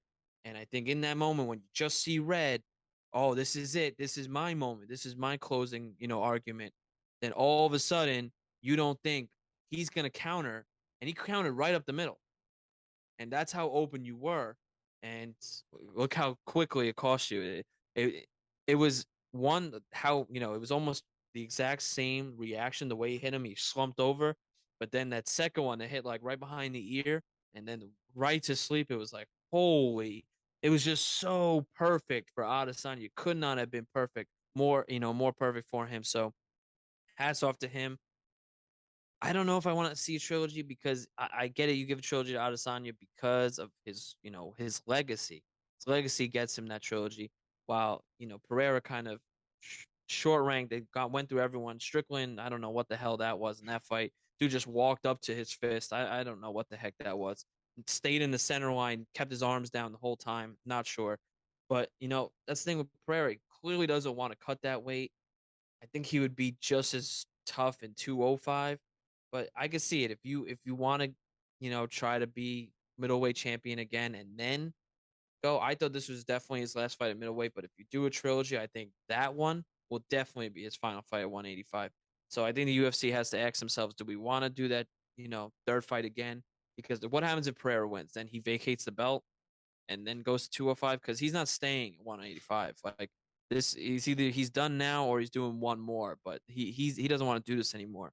And I think he really wants to get revenge on Jamal Hill and Glover Teixeira. So I think that's his major goal. And so whatever happens, happens. But a huge win for Adesanya. I'm so ecstatic for him and everything that happened. But that's the thing. You might do a trilogy because who the heck is next? He's Mhm. wiped everyone. There's No. nothing. Everyone in the top five, he's beaten mostly twice. So it's like, what's next? Mhm. That's what you got to ask yourself. I agree, man. I think it ultimately comes down to what Pereira's able to do. I'm not sure. I think Dana already made the case that he's not going back to middleweight. If he was, I think that's an easy fight to make. But I guess I wouldn't. I personally thought that Robert Whitaker, and I stand on this. I stand on this. I thought Robert Whitaker won the second fight against Adesanya. Call me crazy, but I thought he did enough to win that. So I don't mind seeing him in a third fight with Adesanya. A lot of people were just poo-pooing it as soon as he called them out after the fight and just saying that why would we want to see a fight that you already lost? But look what just happened with Adesanya and Pereira, right? Like I think ultimately, when you're the best, you deserve the shot. I think Robert Whitaker is someone that doesn't get the credit he deserves for being an all-time great in that weight class and being someone that really has solidified himself as a great middleweight. So I think there's going to be good fights no matter what for Izzy coming on the horizon. I just feel like you kind of owe it to Pereira too, right? Like he deserves something for being able to pull off that upset in the first one. Um, and then give him the second shot right away. Like you kind of have to reward that, in my opinion, as a champion. He could have been like, nah, fuck that. Why I'm gonna fight him again? I'm just knocked him out. Give me someone else. So I don't know, man. I personally I don't like the immediate rematch idea in general. I think in certain cases it works. And in this case, you just can't go wrong, right? Like the theater between these two guys, the way the fights play out, like this is just, in my opinion, one of the best sort of rivalries we've ever seen, no matter what combat sport. Like this is up there with the great boxing rivalries, in my opinion, because it's spanned across two different combat sports and all that good stuff. But yeah, man, no matter who he fights next, I think you can't go wrong with the middleweight division. Adesanya is going to keep cementing his legacy. Excited to see if he could continue this sort of the hunter versus the hunted idea. And I think if he can continue to understand what really separates him from his opposition at middleweight, and that's his ability to find those moments and continue to pursue them, I think in 3 fights he could solidify himself as an all-time great. Literally, if he continues fighting this way, will he though? I'm not sure. I mean, he hasn't really fought like this since the Paulo Costa fight. So I don't know. Either way, I'm signing up and I'm watching it. Even his boring fights I find exciting. So Yeah, I think you gotta go. You could definitely go with this trilogy again. It definitely shuts down the idea of everyone thinking that Kamaru could come up to 185 if Izzy, lost, and because what's next for Kamaru and all that. But you could run it back with Izzy and Pereira one third, for the third and final time, and it could be, the finale of all finales. You can hype it up to the craziest levels, and then winner gets like someone like Hamzat, who I think Hamzat just needs to fight at least once at 185 before you can give him a title shot. He can't make weight at 170, so I think he needs at least one significant fight mhm, within that rankings to be like, all right, he's next because if Izzy's already beaten everyone, you can't just say, all right, Hamzat's next because he beat Gilbert Burns in a different weight class, like and then Kevin Holland in a catch weight, like that doesn't make sense to me. mhm, So I think Hamzat needs at least one significant fight at 185, and then he's next if he wins that. And then if Izzy beats, if it's not Pereira, then whoever, and mhm, then beats him, because I think, what he was saying in the post fight, I think he knows what he wants next, and not right now, but eventually. And I think that's going to be Duplessis if he continues to win because of all that. I'm a real African because I was born and raised there and all that. So I think that's on the horizon. mhm. But I think that's around two Izzy fights away and two Driscoll fights away. So, you could set that up with Pereira next, Hamzat after that, and then Driscoll Duplessis if you can win, or, continuously. So you have Izzy's career set out for the next year and a half, but it depends on if that's what the UFC wants to do. Agreed, man. I'm interested to see too how fast he's willing to come back too, because that's been the story of his career, man. He's one of the most active champions the UFC has seen Yes, sir. ever, ever. Not just in modern times, right? Like it's crazy the amount of times he was able to defend his belt during that period. So yeah, man, love me some Izzy Adesanya, my favorite fighter for many, many reasons. A little cringe sometimes, but you take the good with So the bad, cringe. man. And that celebration was fucking awesome. I don't care that 3 arrows. You could Yeah, that tell was just how nice. much it meant to get that back for sure. It was Um, just the dog collar. I'm about to be unleashed thing. I was like, come on, man. I mean, he's been on that time since Come his debut, on. right? Like I'm the new dog in the yard, and I just pissed in the cage, all this shit. Yeah, So I yeah, was like, it's come cringe. It's on, man. cringe. But I yeah, admit. but he backs it up. So that's all that matters. If you Hmm. could be as cringe as you want, but if you go in there and you beat them the way you beat them, yeah, you have some snoozers like you did with Yoel and you had with Cannonier, but at the end of the day, he's holding the belt, at the end of the night. So, Hmm. but it is what it is. And you cannot ever say that Adesanya is not, argue number two greatest middleweight ever. So, and if you continue, if he builds himself a nice, you know, 4 or 5 title defenses now, having the belt the second time, you could throw in a nice, interesting conversation with Anderson Silva. But I still think because Anderson Silva never lost, that won't happen. But it was the way Anderson Silva left the UFC that definitely brings the conversation up. So we'll see. That's years down the line. For sure. I like that a lot. Oh man, we went really long on this one, so thank you again for coming on the show. We I covered apologize. everything. No, you're good. We covered everything we could on this 287 card, so really dope to do the recap. But we're gonna look ahead to this fight card anyway, okay? But we're gonna be doing a little bit of a quick hitters, right? So I've got 6 fights on the docket for us to sort of look forward to for next week, give our thoughts and give our picks for UFC Fight Night. Where's this one taking place? I have no clue. The Kansas City, revolving door. Nice. Kansas City. You have the house that James Krause built. I'm sure they won't mention him on the broadcast though. the But T-Mobile Center, not the arena in Kansas City. ooh, I didn't know that. Yeah, that's silly. I mean, they got 2 arenas, right? You do what you got to do. That marketing is key. But the first Yes. fight I got on the docket here, Brandon Royval versus Mateus Nicolau. So I'm gonna take turns sort of going first. I'm gonna go first on this one. I'm excited for this fight. I think both of these guys have very different styles, like very, very different styles.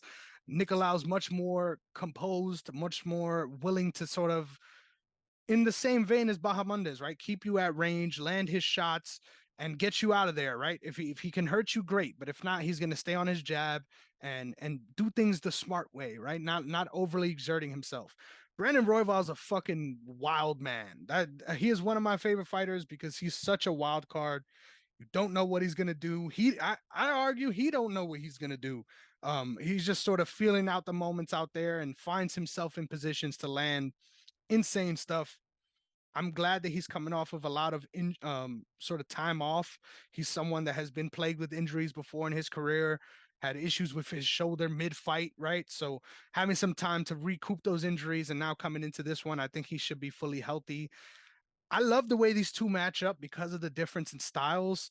Give me Brandon Royval. I think at some point he's going to find himself either snatching up a submission or hurting Mateus Nicolau with some random spinning shit at some point. And I think throughout Nicolau's career, excuse me, he's shown that he can keep control of the fight, but once it starts slipping away, everything starts falling apart a little bit. If we look back to that Mano Kate fight, look back even to the Dustin Ortiz fight. Shout out Dustin Ortiz. That's a true vet in this flyweight game. But he was able to get him out there in the first because once you start putting it on him, his game starts to fall apart a little bit. It's hard for him to get back to the places he needs to be at to win. So give me Brandon Royval by some crazy shit. See, that's the thing too. Like at first I wanted to say, you know what? I think Nicolau is on his way and he's starting to I think he could take care of someone like Roy Val. But Roy Val is so sneaky sometimes. And I think either of these guys, whoever wins, actually I'll ask you this. Whoever wins this one, do you think this puts them right into the conversation of a title fight next or one fight away? From the because 4 and 5, you're right there, and you have Davison leaving the division, so you're basically 3 and 4. Mhm. This is as close as you're gonna get to being a title fight away. So what do you think? That's a great point. I think if it's Nicolau, yes. I think if it's Royval, they try to give him one more. And that's unfortunate. I just think it has more so to do with the injury history and sort of get him in a Yes, groove. But I agree. I think both of these guys are deserving at this point. And I'd love to see a Moreno Royval fight. I think that sounds amazing. I don't. Uh, I don't because Royval's sneaky, and I think he could do some crazy stuff that could unfortunately beat the champ, and I don't want to see that. I need the Mexicans to stay champions. So I do think that he would still win, but Royval is definitely a very sneaky fighter, and it's gonna this fight though between Nicolau and Royval is gonna be a very very very very good fight. I think people are not talking about yet. For sure. Not getting the appreciation it deserves. Just to make sure, did you give me a pick yet? I didn't catch it if you did. I did not, but you know what? I apologize for that. But you know what? I since you said Royval, I'm gonna go opposite and say Nicolau because Royval will win because The I will sadness bet Nicolau. hedge. The sadness hedge comes again. I like it. Next up, I'm gonna lay the floor out for you for this one. Pedro Munoz coming off of a fight where you could argue he was winning against Sean O'Malley before that. Nah, I disagree with you. You I could think that argue. was You could argue. Listen, I think that's all bull. This whole little eye poke thing where he's holding one eye and then at the end of the presser he's holding the other eye by accident. He's full of shit. I think he's full of shit. And I hope Chris Gutierrez. Yeah, I think Pedro should win because Pedro has had a very storied career and I've always loved what he had done. I was a huge fan of him, but that second where he claimed the eye poke and then called the fight. I really did think he was gonna. I thought he had the advantage on Sean O'Malley because Sean O'Malley's fighting his first ranked guy. He was obviously 1 foot back. He didn't know what to do. He was obviously just feeling the waters. He had the pressure, and Pedro should have taken advantage of it. But god damn, like that eye poke, and then he just, I can't continue, and then you're holding the wrong eye. Dude, I wanted to fight him at the end of that. So I hope Chris Gutierrez wins, but I do think if I had to predict, I think Pedro takes it. I love your energy for this one. I did not expect you to be so gung ho about this one. I love it. I the more I thought about this one, the more I think that Chris Gutierrez is a man on a mission right now. I think his You could last say win that against definitely. Frankie Edgar was huge, right? And just honestly, I think that does more for his mental than anything. I think he's been someone that really has made a career off of his volume and putting guys just miserable. Like I'm sure every guy he's fought on this run had to go to the hospital after this to get their legs checked out and everything because he just beats up on guys. And I think Pedro Munoz does a good job of getting that foot out the way, but at the same time, he is there to be hit. And I think Gutierrez is someone that mixes up his targets really well, is super smooth on the feet, I think Munoz could get him trouble get him in trouble in the grappling, but at this stage of his career, he hasn't really shown a willingness to initiate those exchanges enough to put him in a position to win. I could see Munoz snatching up a guillotine randomly like he always does. That's another possibility as well. Give me Chris Gutierrez here, man. I think this is his time, and I think he's really coming to his own at Factory X. Yeah, you know what? Like I said, I want Chris Gutierrez to win, but I thought I was considering this fight because backs against the wall for Pedro here hasn't fought since that Sean O'Malley thing. I'm not even gonna call it a fight, so I call it a thing. And I think the submission will be dangerous. But like I said, Chris Gutierrez is definitely on a mission here. So, you know, Chris Gutierrez, like you say, beats up Frankie Edgar, and then you get another veteran gatekeeper. I don't mean to make that in a mean way, but I just don't see Pedro being a top 5 guy anymore. I just don't see that as a possibility for, especially in the bantamweight division that's just so deadly. Um, yeah, Chris Gutierrez for me. Yeah, you're right. I like it. I made him switch his pick. He did. That's how He you know did. I got the juice I on this just show, man. I thought Pedro would be more dominant, and I said just because of that, I'm picking Gutierrez because I don't like Pedro Munoz right now. But you definitely swung me. I think it is Chris Gutierrez's time from seeing his last couple fights. I think when you start seeing that shift between a veteran and not even a prospect anymore, and these kids coming now, you can see Mhm. the shift and towards retirement and whatever. I I'm going with Chris, like you said. Let's do it. Next up, Jan Kutalaba going up against Tanner Bozer. This one's at 205. So this is Tanner Bozer's light heavyweight debut. I think this is the weight class he needed to be in his whole career. I think he's fighting someone that's an absolute spaz. I think early on, first round, this fight's gonna be nuts. Like I don't mind betting the under in this fight at all, just because I think this is gonna be that kind of crazy fight. Jan Kutalaba is someone that I think he has all the skills to be world champion. But in between the eyes, he's just crazy, man. He just goes full madman, and it costs him more than it does him good most of the time. I would love to see. He's someone that I really wanted to see fulfill his potential, but he hasn't really gotten to that point yet. And I think Tanner Bozer is just so smooth on the feet. I think it's going to be a real coming out party for him at 205. So give me Tanner Bozer. This is tough because Kutalaba's nasty. But see, the thing is, Kutalaba can come off and be so dominant some fights, and then others where he just like in his last one, you just don't like you just like sometimes you just don't know which one you're getting. And sometimes he fights sloppy. This is tough, but I don't know how Bozer's gonna be now at 205. That's an adjustment for me. Ooh, that's a tough one. You know what? Since you went Bozer, I'll go opposite of you because I don't want to keep picking the same ones as you. So give me Kutalaba for this one. I like it. It's gonna be a tough fight no matter what. Oh, for Whoever sure. That first whoever round's gonna wins be is getting it through the crazy. fire. Yeah, getting it through the Yes. fire for sure. Next up, Dustin Jacoby versus Azamat Mirzakhanov. Loving the streak that Mirzakhanov is on right now. Obviously, he's the world beater. He's the knockout artist everyone's looking forward to seeing.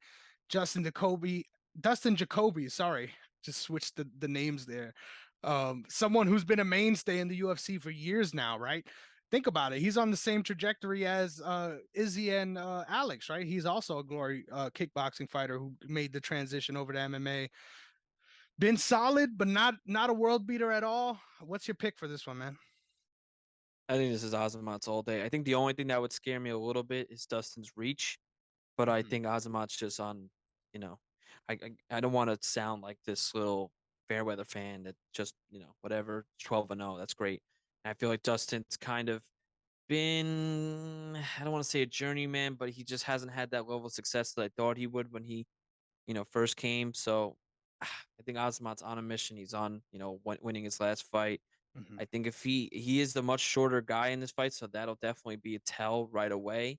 But I do feel that he will get the job done. 6'3" and 5'10", that's a huge difference in a fight. And the reach is definitely a significant difference as well. So that'll be something to see. That it's a great test for Azamat. But I think, you know, being 5'10" in light heavyweight, that's you don't see that a lot. So that'll be something to see. That's like something you see in UFC, like created fighter. It just doesn't make much sense when you create the fight, but I have a good feeling about Osman. I think he gets the job done. I like it. I like it. For me, if this fight was 2 years ago, I'd be on the same page as you. But I think Dustin Jacoby really showed a lot of improvements in his last fight against Khalil Roundtree. I think he really showed against someone that's coming after him, right? Because that's been his issue. I think if he could control the fight, he's fine. But once he has people coming after him, he kind of crumbled early on in his UFC career. But in his last fight, he stood up to that challenge head first, right? And took that fire on and fought it with fire the same way Izzy did. So I think it's going to be with that kind of fight. I think he does get hurt in the first, rallies back and finds a way to win a decision. So give me Dustin Jacoby. I like that. I'm It's gonna be an interesting one. I'm writing it in. Next up, co-main event, scary hours for sure. Edson Barboza versus Billy Quarantello. Billy Q doing the damn thing for New York, but man, this is a big step up in competition here. You went first in the last one, so I'll go first in this one, man. I think you got to put your money on Edson Barboza in this one. I think Billy Q has shown himself to be Me really too. vulnerable, especially in that first round. I think it takes him a little bit of getting hit to wake up almost. And I think when you get hit by Edson, it's fucking different, man. And this guy has to be hungry. He's been on a rough Oh yeah. slide, fighting a lot of unfavorable style matchups too. I think this is the most favorable style matchup he's got. Look back to the Paul Felder fight. Paul Felder is a much better striker than Billy Q is. Billy Q makes his bread though on the feet. I just don't see him being able to pull off that kind of comeback against Edson. Give me Edson Barboza by knockout. Yeah, you know what? I think Edson's just so dynamic that he could do so many things other than striking. And I like Billy Q a lot. I do, but I think Edson definitely on a slide. I just feel that he's not ready to walk away and think like, "Oh, my career's on the way out." I think, this is the beginning for him to transition into, okay, I can build myself this winning streak again, and then I can make my way back in the featherweight division. So Just think Edson's just so dynamic. Billy Q is definitely a stand-up fighter.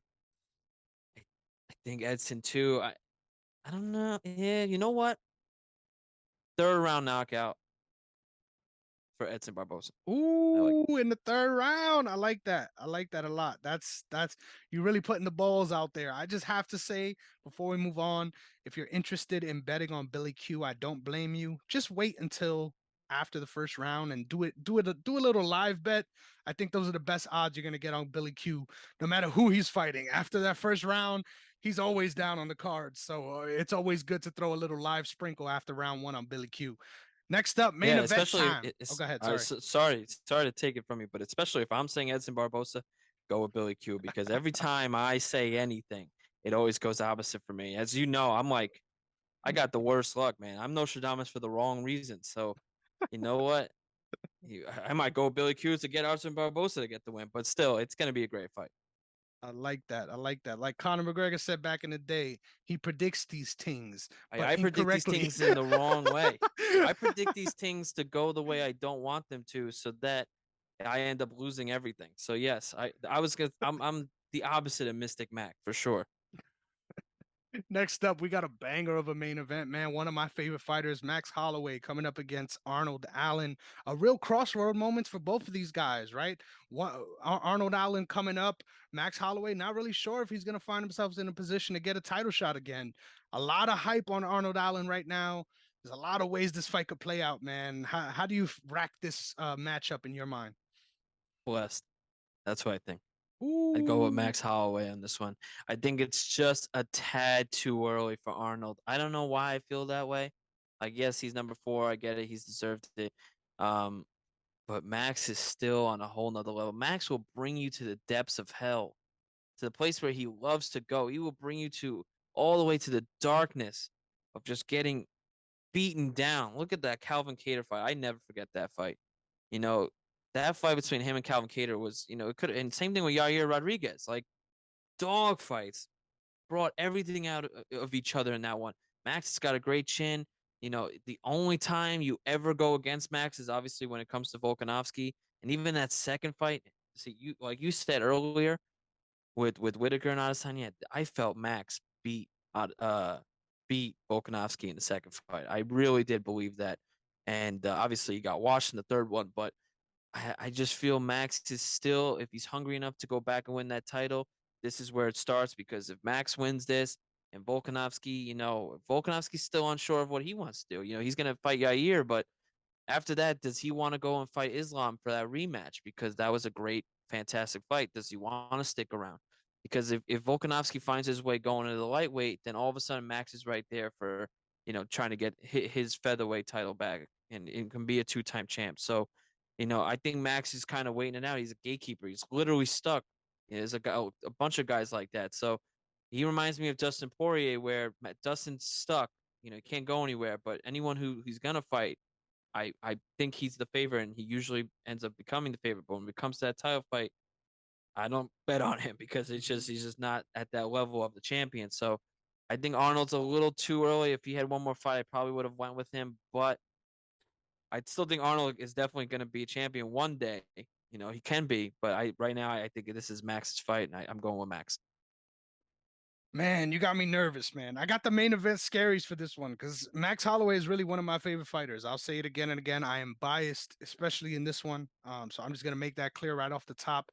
I think he doesn't get enough credit for the all-time great fighter that he is because of the fact that he's in the same division with one of the best fighters we've ever seen in Volkanovski.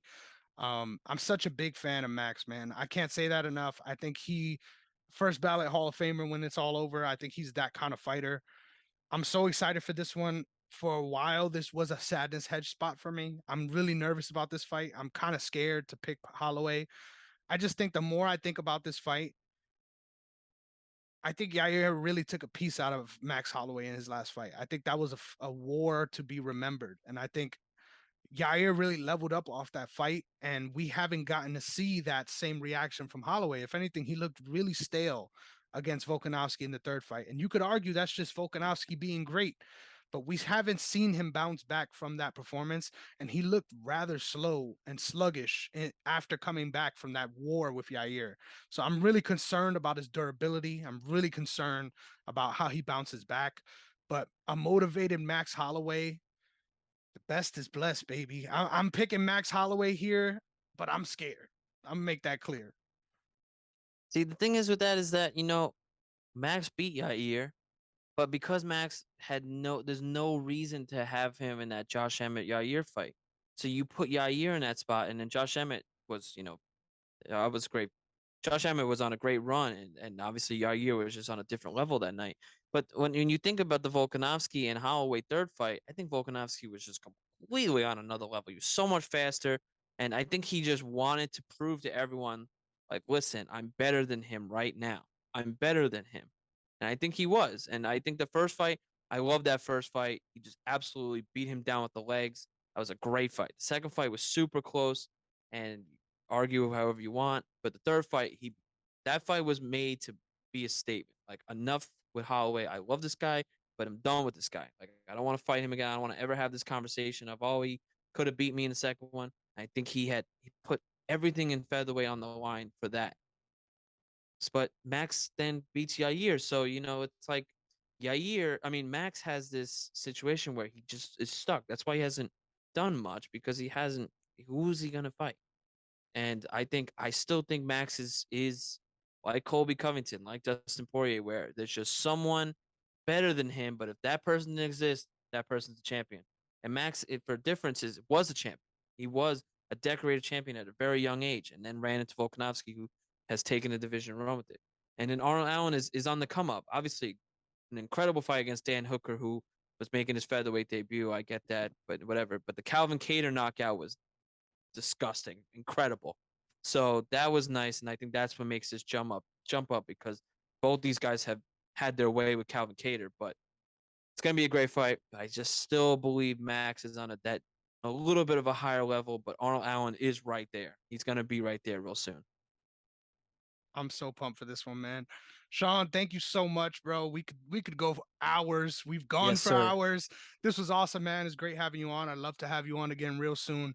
Please let the people know where they could find you. Reiterate that. Give them all your socials so they could keep getting your awesome content. Yes, of course. You can I appreciate it again, man. Thank you so much for having me on. You can find me at Sean Negron 26 on Twitter. And then if you look at my page, I have my own website, at BS Reports, bsreports.org. You go there, and if you ever want to write, if you ever want to put out content, you let me know and I'll help you. And then I have my own podcast at National Fan Loop, and then at That's Baseball Zero for baseball, football, and all that stuff. So I'm constantly putting stuff out. I'm constantly on the mic. I'm doing everything I can to be involved in every sport. And as you know, we've had the conversation. I'm trying to get into my own MMA thing. So, it's thank you so much again for having me on. I appreciate it, and look forward to many more conversations. Heck yeah, man. The work speaks for itself. The man knows what he's talking about. And especially when it comes to baseball, man. I've learned so much from watching his shows across the years. So definitely make sure you tune into his stuff. A lot more baseball coverage to be coming from him. Trust. Like it's insane the wealth of knowledge this man has. So definitely check that out. You could catch me at Negron MMA on Twitter as well as Chris Negron _. I finally hit the 500 barrier, baby.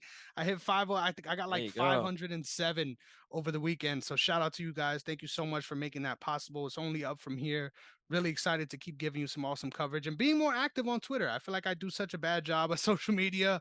So trying to Yeah, get me better too. at it. Trying to get better at it for sure. So definitely tune in for that. Got some MMA stuff this week. I'm looking forward to dropping the MMA archive too. So make sure you're following to get all your MMA content as well as other sports news. Always follow the brand at OTS Media Co. on all platforms as OTS Media on YouTube. We have so many different shows covering so many different topics. And I promise you, all your lifestyle needs, all your sports needs, we got it here at OTS. So make sure you follow the brand. And with all that being said, thank you so much for tuning into another episode of the Sideline, guys. Make sure you give us a like, make sure you subscribe, hit that notification bell so you can continue to be alerted when we drop some dope content just like this. Thank you so much for tuning in, and I'm looking forward to having you guys on next time. See you then.